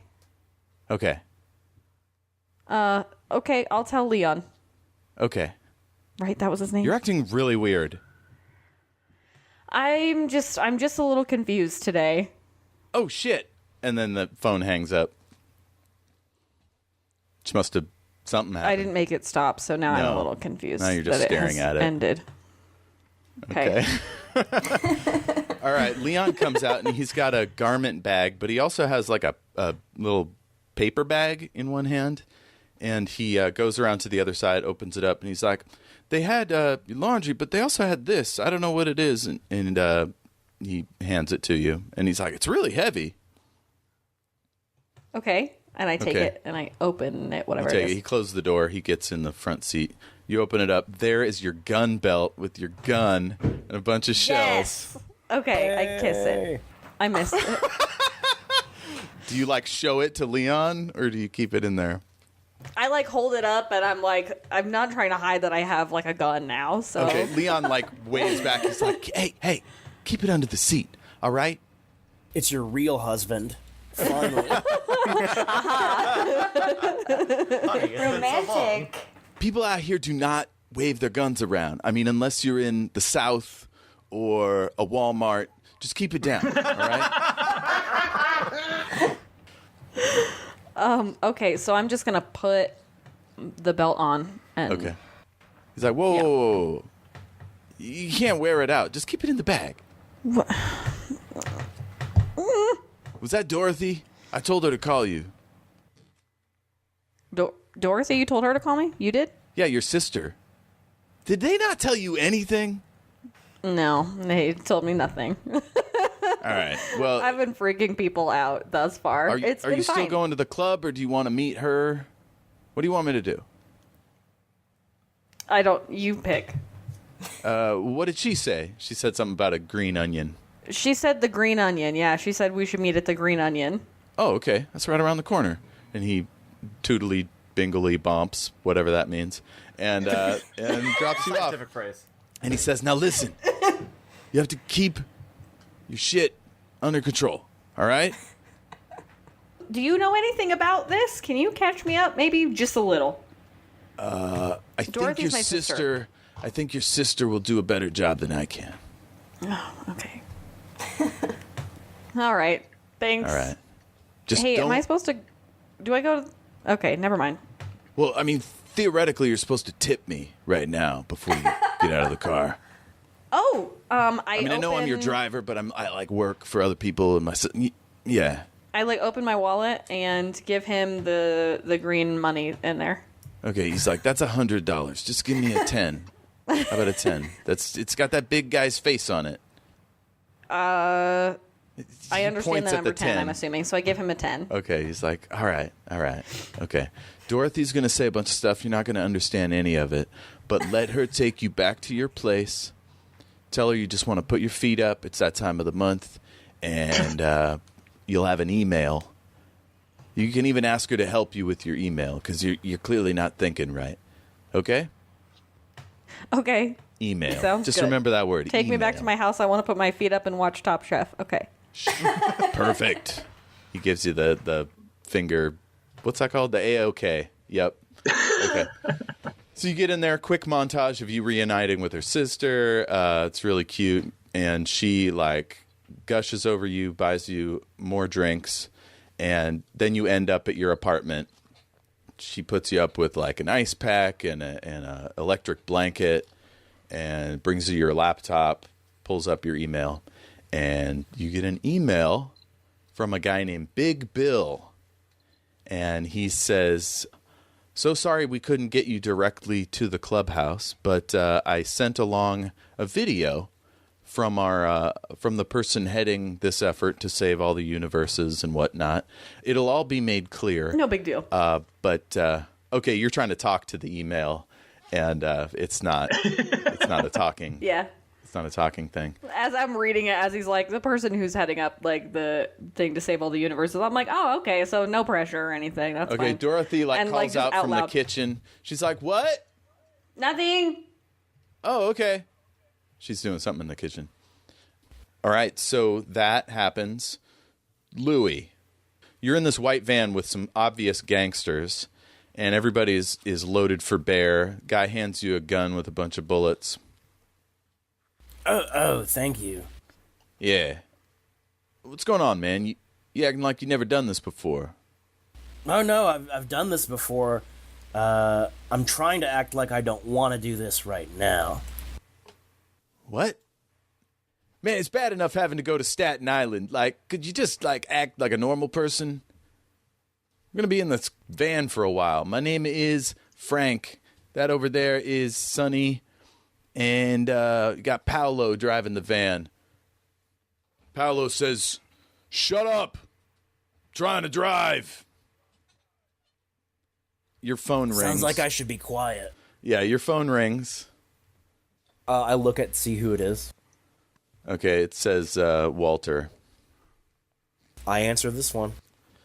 He says, "Hey there, little buddy. Have you ever heard of Staten Island? Apparently it's a shithole." Yeah. It's on TV all the time. Okay, so you're going near the landfill.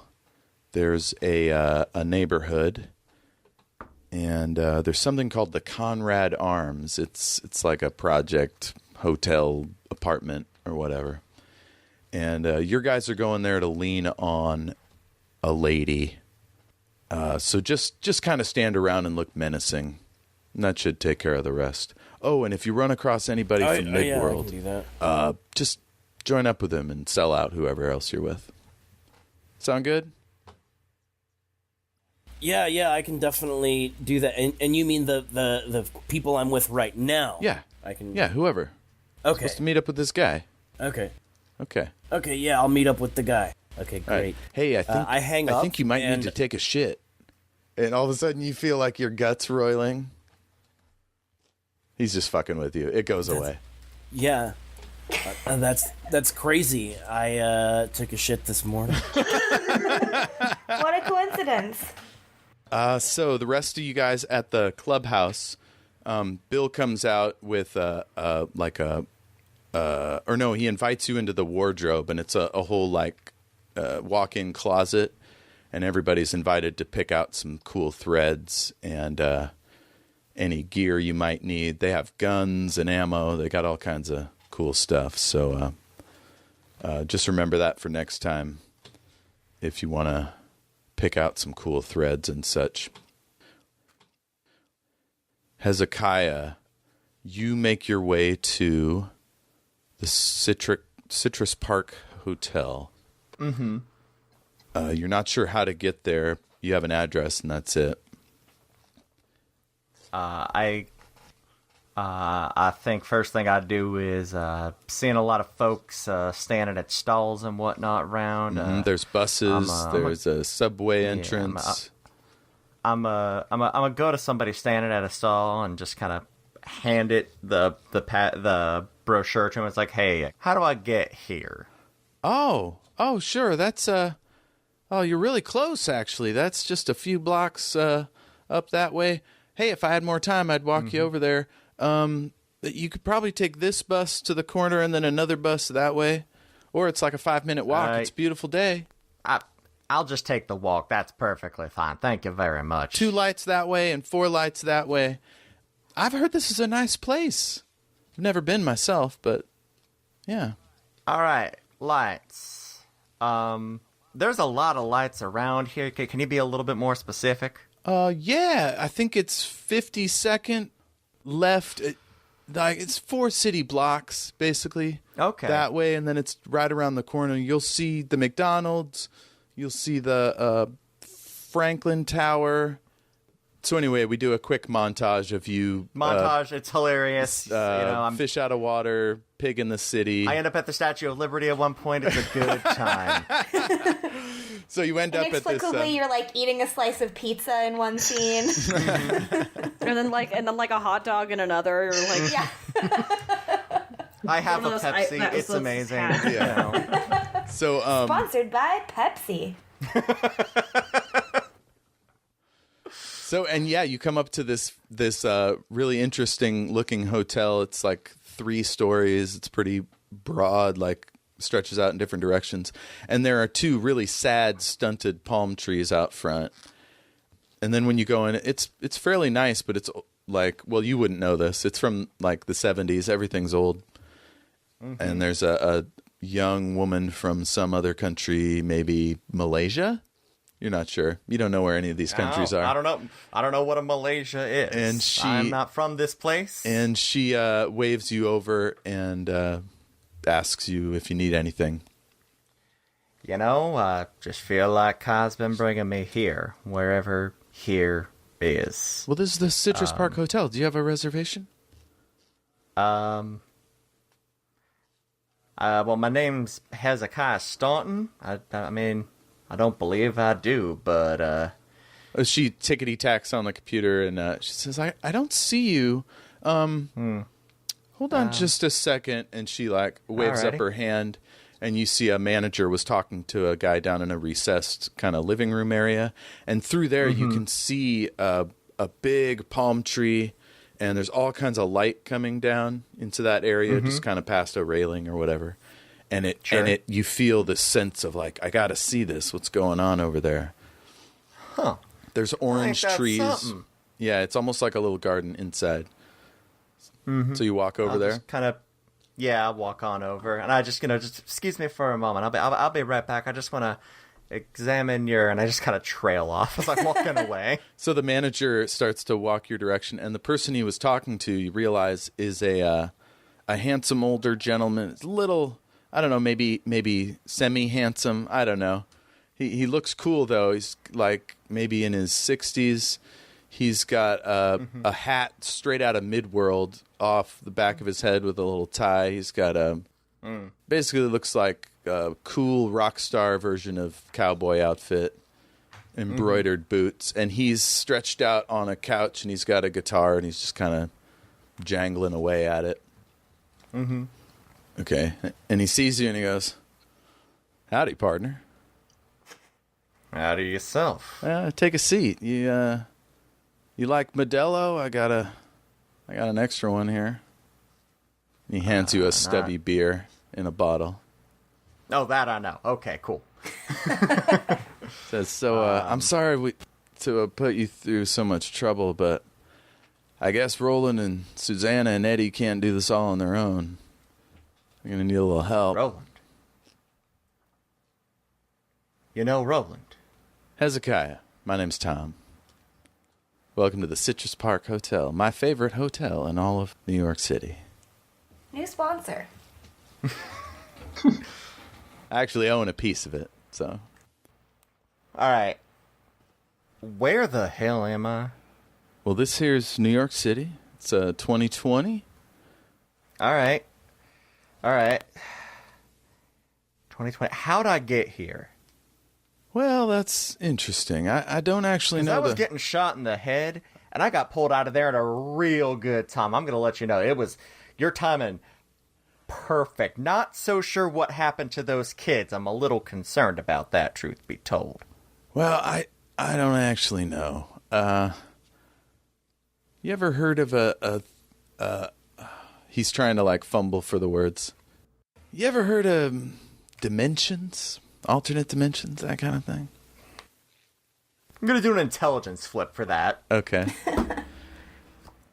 Apparently I have. Okay, cool. So, yeah, the Manny folk are able to go to other worlds, and there's supposedly magic doors that pop open every once in a while in the histories.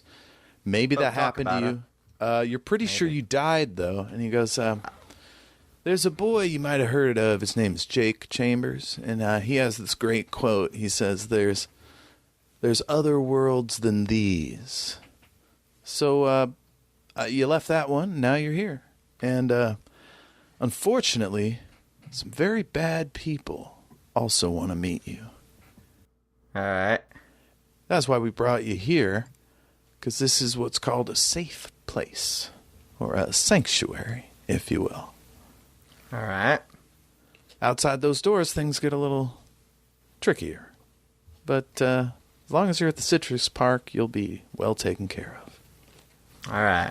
Well, guess I'll set camp here then till... Well, why am I here? I get I'm here to, fight folk. You know, it's kind of... I'm a gunslinger. That's what we do, technically, I guess. But, I guess Man, really was everyone at Jericho, wasn't it? He looks like he doesn't know what the hell you're talking about, and he goes, "Look, I'm sure you have a lot of questions. I don't actually get involved in the day-to-day stuff. Mm-hmm. There's a conference room right over there, and I think some people will be there pretty soon to give you some answers." I get up and walk away. I walk over. I go to the conference room. It's empty now, but... And I just, like, as I'm walking away, just kind of like wave my hand in thanks for the beer. I kind of jostle that, and I swig it back. Okay, he goes back to playing a song. Because I am far too young for this in this world, and I am drinking it before anybody can catch me. Nice. Okay. The manager comes by again, and he goes, some people are going to meet here in about 20 minutes. That's actually me. Oh, hi. Hi, I'm Bill. Bill, name's Hezekiah. Nice to meet you. If you just want to sit in the lobby, I can get you a drink or something to eat. We have a limited Been kitchen. taking care of, but thank you kindly. Oh, okay, great. Thanks for coming to the Citrus Park Hotel. All right. So, let's see. John?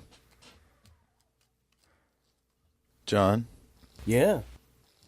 Your phone rings again, and this time it's Hector. Okay, I answer it. Hector's like, Louis, what are you doing? You don't know why he's whispering. Yeah, I did get that document you sent out. I am on the job right now, actually. Oh, wait, what? Exactly, yeah. Somebody called for you. He said the fate of the world hangs in the balance, and you need to get to the Citrus Park Hotel right away. I don't know what it was about, but you know where that is? I think it might be in Queens. I'm not sure. Yeah, I think that's about right. Citrus Park Hotel. I put my hand over the phone, and I yell to the people in the car, "Hey, are we going to a hotel again?" The guy looks at you like, what the fuck are you talking about? It's like, I just told you, we're going to Staten Island. Okay. I go back to the phone.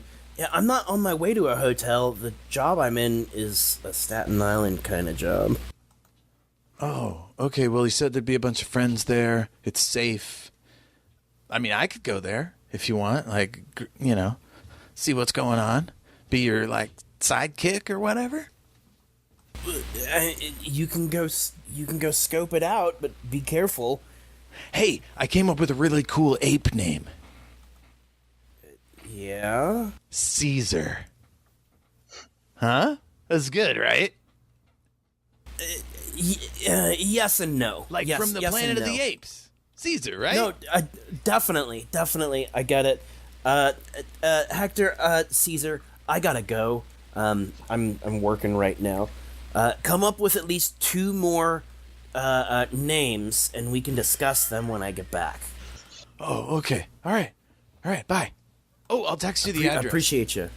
Oh, yeah, please. Text messaging is a thing we can do, yes. Okay, so a second later, you get an address of a place called the Citrus Park Hotel. Wonderful. Y'all from the clubhouse, you're all kitted out, you're ready to go, and they lead you to a door. And on the door, it says, New York City, 2020. And it's like one of those nameplate things on an office door that they slide off and slide a new one in the movies, like when somebody gets hired or whatever. And so it's like that. Is that the year? I ask. Bill is like, oh, yeah, that's the year in your reality. Which year are you again? 8 years earlier. Okay. And Magnus Bane, you're 2020, right? More or less. Okay. You're actually from 2018. That's odd. Yes, 2018. It's weird time travel. Playing it cool. Okay. And who else was there? Magnus is still, not entirely sure if any of this is even real. Uh-huh. So he's just trying to, he's playing along as much as possible. Nice. Trying to figure out what's going on. Okay, Alexa, do you have any questions before you go through the door? No. I have actually been to Earth, but it was 2018 and 2410. Oh, well, so this will be pretty close to 2018 for you. Okay. And what exactly are we doing? You're going to go to a place called the Citrus Hotel, and you're going to meet a gentleman by the name of Hezekiah Staunton. Citrus Hotel? That dumb? Okay. It's fine. Do I know where this place is at? No, it's some historic hotel in New York City. Okay. You're going to meet this guy, Hezekiah. He doesn't know anything except about the tower and the beams. He can fill you in on all that, but you're basically just supposed to protect him and make sure he gets to his destination. And then he pulls out a gold watch and a key, and he hands it to Clive. Yeah, you might want to hold this. Or is it an older style one or newer style? Really old, fancy gold pocket watch, stopwatch kind of thing. Okay. And he hands you a little bag you can put it in. And he says, I'm not sure exactly what this does, but you want to give it to Hezekiah. He'll know what to do with it. Gotcha. And I stick it in one of my inner trench coat pouches. Okay. The door like rumbles and shakes and then opens up. Wow. You guys go through. What's it look like? It looks real basic. It looks like a hotel conference room with a big brown table. Just like it's right next door, huh? Just right through the door. So we're talking the Hotel Continental? Something like that. It's bigger than where you'd go for the continental breakfast, but it's close. No. The Continental Hotel out of John Wick. Oh, okay. I don't remember it. Okay. It's real basic. It's like every conference room in America, circa 2018 or 2020. I motion for Alexa, say ladies first. Do you do ladies first? Yeah, why not? Okay.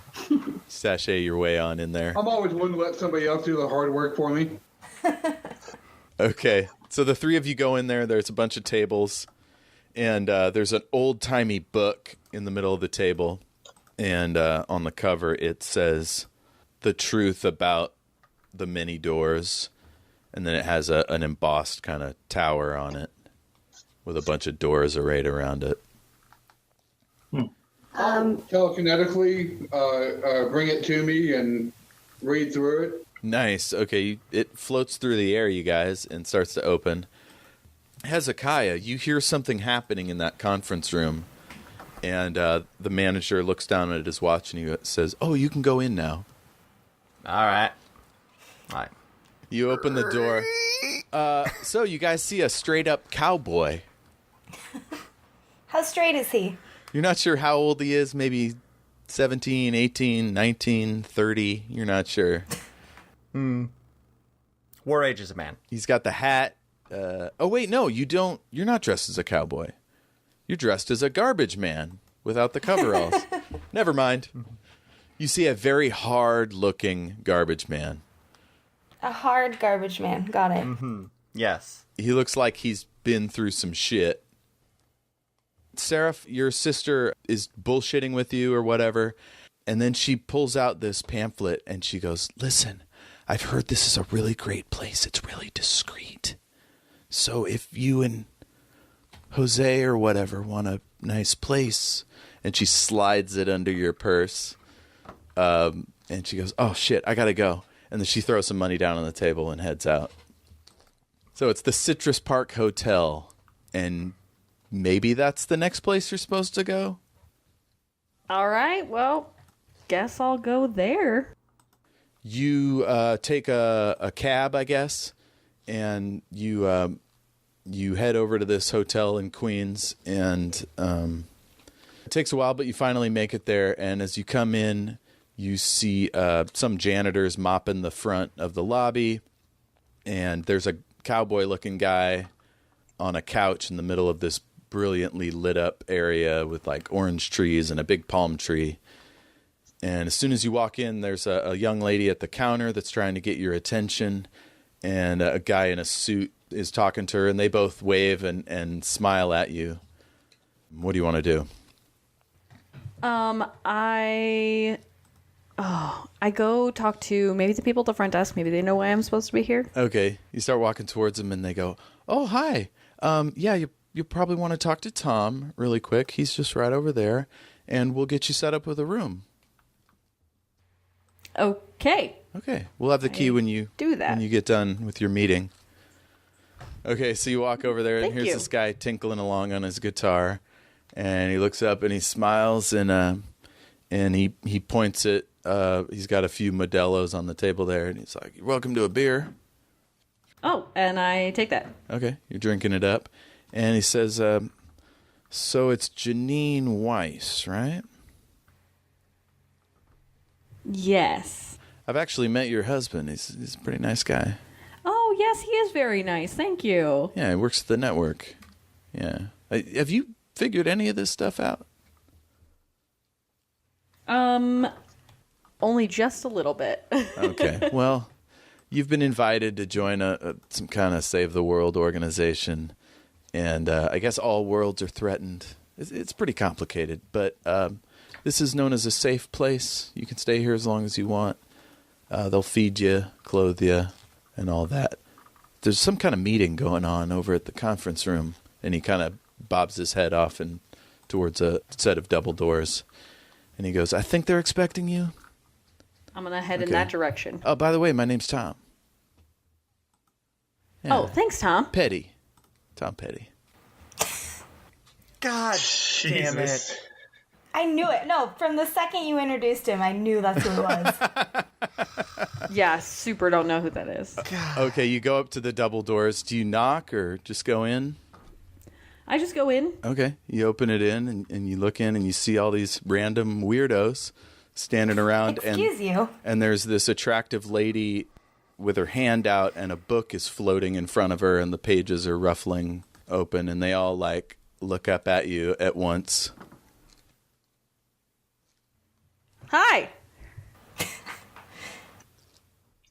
Come on in. Howdy. Join the party. And are you part of this as well? I guess. What is this? Good question. Same here. What is this? Oh yeah, you all of a sudden realize you're standing next to this young, maybe 17-year-old guy, really handsome, really like fit, and he looks terrified. And his hand is like floating above his belt, but there's nothing there. And you realize he's a gunslinger like you. And are you married or in a relationship or anything like that? Yeah, she is. Does she like boys at all? Well, kind of. Does she? Yes. Okay, so she immediately is like, va va voom at old Hezekiah Staunton. Hezekiah, roll a presence and biology check, or a flip. And this will be our last flip for the day. All right.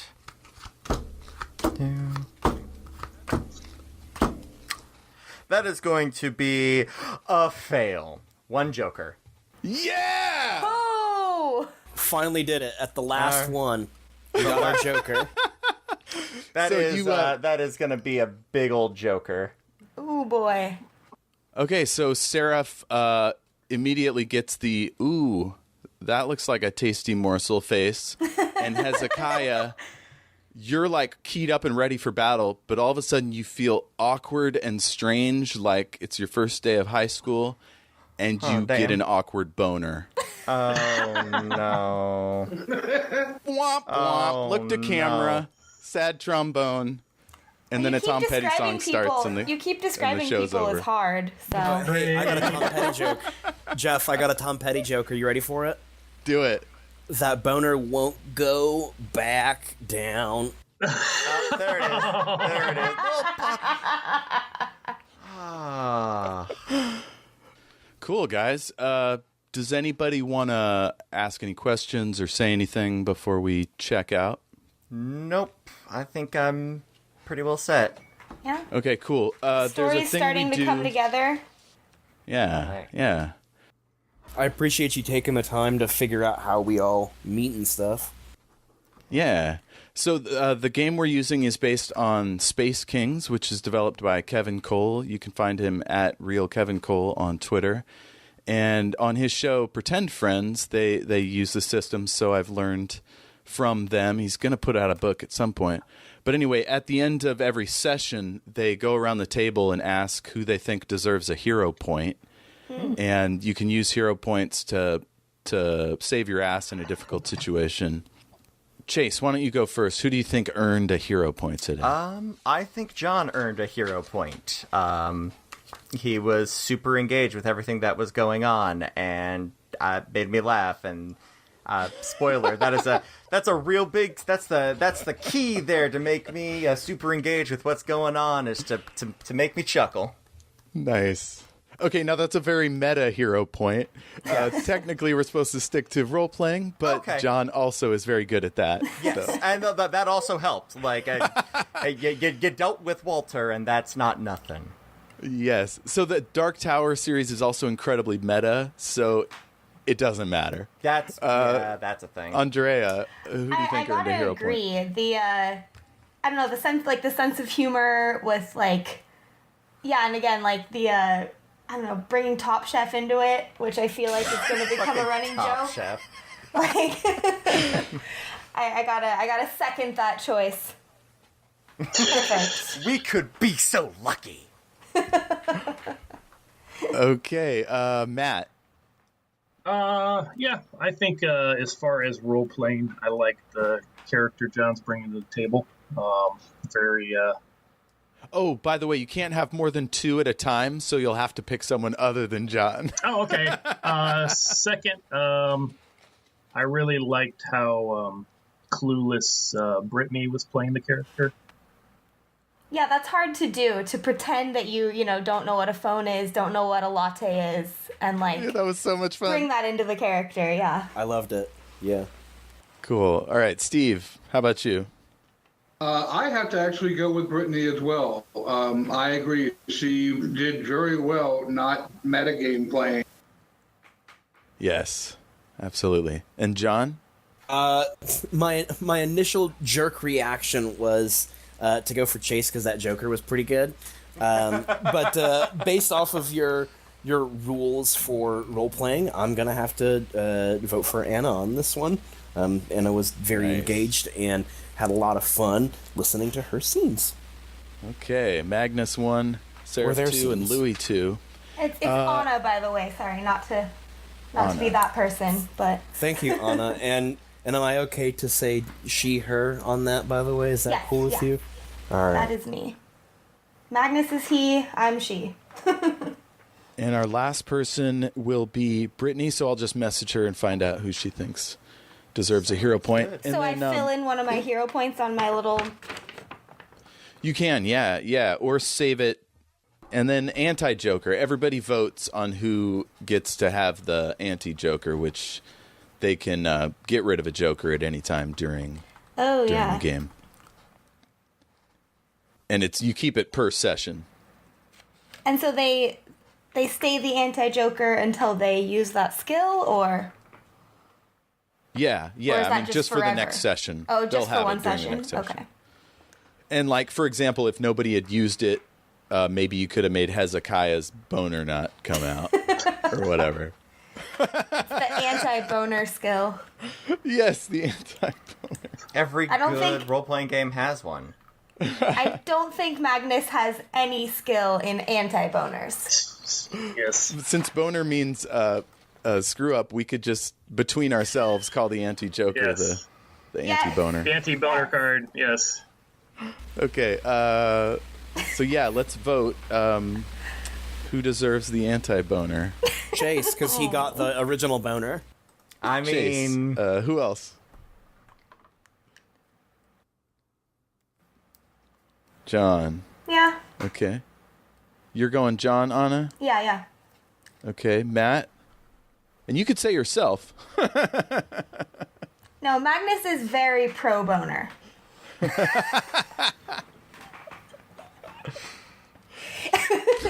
actually, okay, in the show, that's one of the famous lines. He's like hitting on this guy Alec, and he's like, "I'll do you pro bono." It's iconic.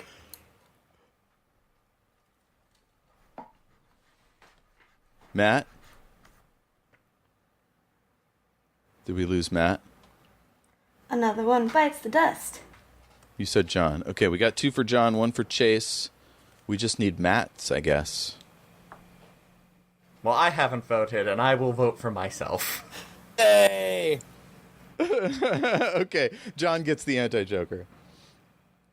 I mean, I'm sorry, John gets the anti-boner. Yeah, I'm gonna Sure. change that on my paper. Okay. So, I guess that's it. Everybody plug your various shows or anything you've got coming up.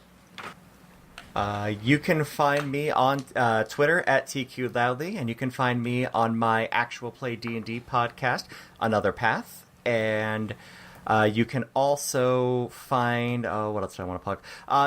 Every so often, you can find me on another Dark Tower podcast, Radio Free Midworld, which is going through the entire Dark Tower chronology of books and talking about those. And I pop up on there every so often. That's awesome. I got to get over there. It's a good show. Not just because I'm on it, although it helps. Matt, you're back. Yes. I was going to say Steve for the anti-Joker, since he can use telepathy and kind of foresee maybe some things happening. Ooh, I like that. That's a good game kind of reason. Well, John got the anti-boner, as we discovered.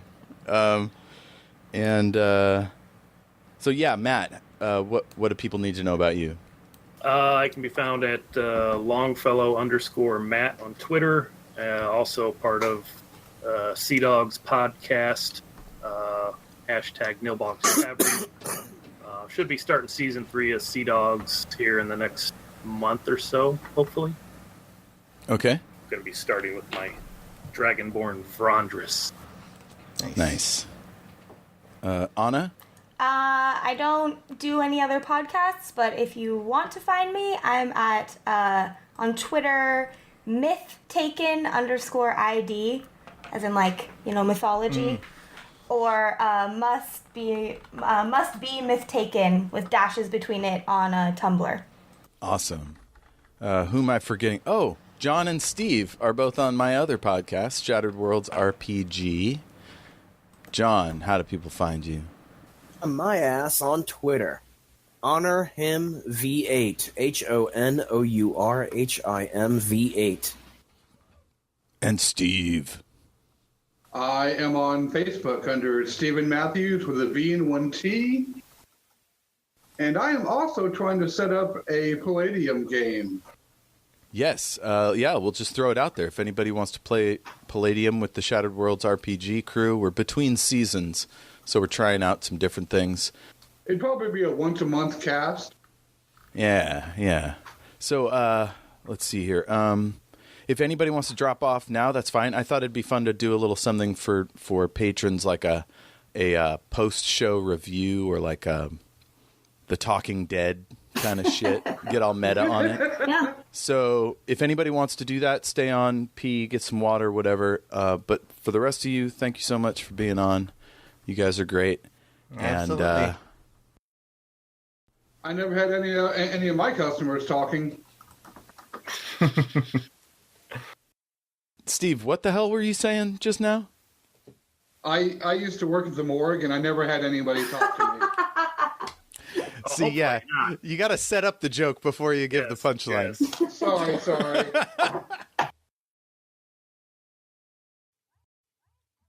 Why is everyone so tall? I'm like 6'2", 6'4". I'm like, hi, I'm 5'9". Nice to meet you. There's a name on it. It says Dale. And on the back it says something like... Jamboree. What's Jamboree? It's a toddler line. Oh, yeah. Jimboree. Jimboree. Oh, okay. There we go. I got there. Oshkosh gosh. There it is. Oh, okay, Kids Close. Crazy There eight. it is. Underoos. All right, now that we've gotten our tight 5 on kids' clothing out of the way. Yes. All right. It's out of my system. Tough skins. All right. I did one. Lights. There's a lot of lights around here. Can you be a little bit more specific? Yeah, I think it's 52nd. Please, internet, kill me for getting these all wrong. I bow to no sponsor. Hezekiah, my name's Tom. Welcome to the Citrus Park Hotel, my favorite hotel in all of New York City. New sponsor. I actually own a piece of it, so... Guests of the Dark Tower Pod will be flown first class into the Citrus Springs Hotel. God damn it. All you can drink Pepsi. Brought to you by Pepsi and Top Chef. All right, there we go. We've done 3. We're out. York City? Yeah, get a rope. You ever heard of he's trying to like fumble for the words. I'm not. Totally, I'm Sure. not fumbling for You're these not. words. Yeah. No, you've got this. You've got I'm this. great on at lock. words.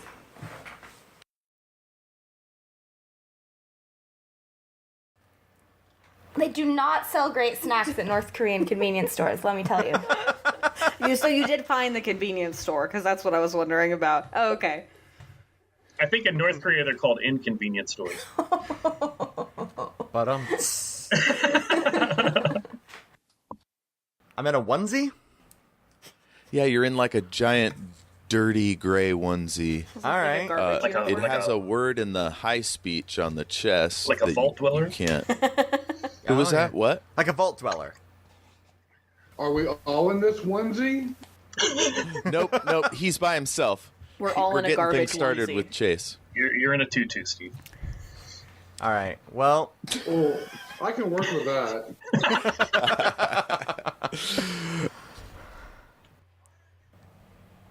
Okay, we'll call it Get Deep.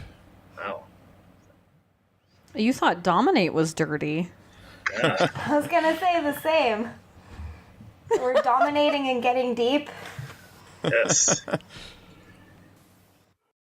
Carter, get this thing upright. Stop shaking. Damn, I'm not a spaceman.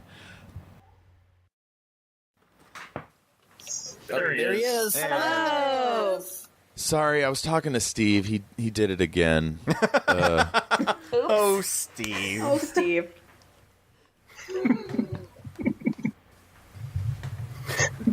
That's such a Steve move. Steve. Way to go, Steve. Again. What a What guy. is this, What a Steve card. Carlsberg? Ah. You can't even take care of a tan Corolla.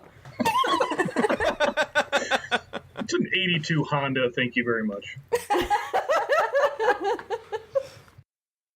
That's good. So I'm turning John's giant voice down. This is exciting. Yeah, turn my big fucking Trucktober sales event voice down. Truck, much as you trucks, need and to. more trucks. Sunday. How's that sound? I prefer to celebrate Truck Pride Month. Trucks for everybody. Which is October. That's what the T stands for. Oh. Jesus Christ. Ford, Chevy, Dodge. It doesn't matter what Lesbian, you gay, bisexual, trucks. Oh my God. I'm not a helicopter person.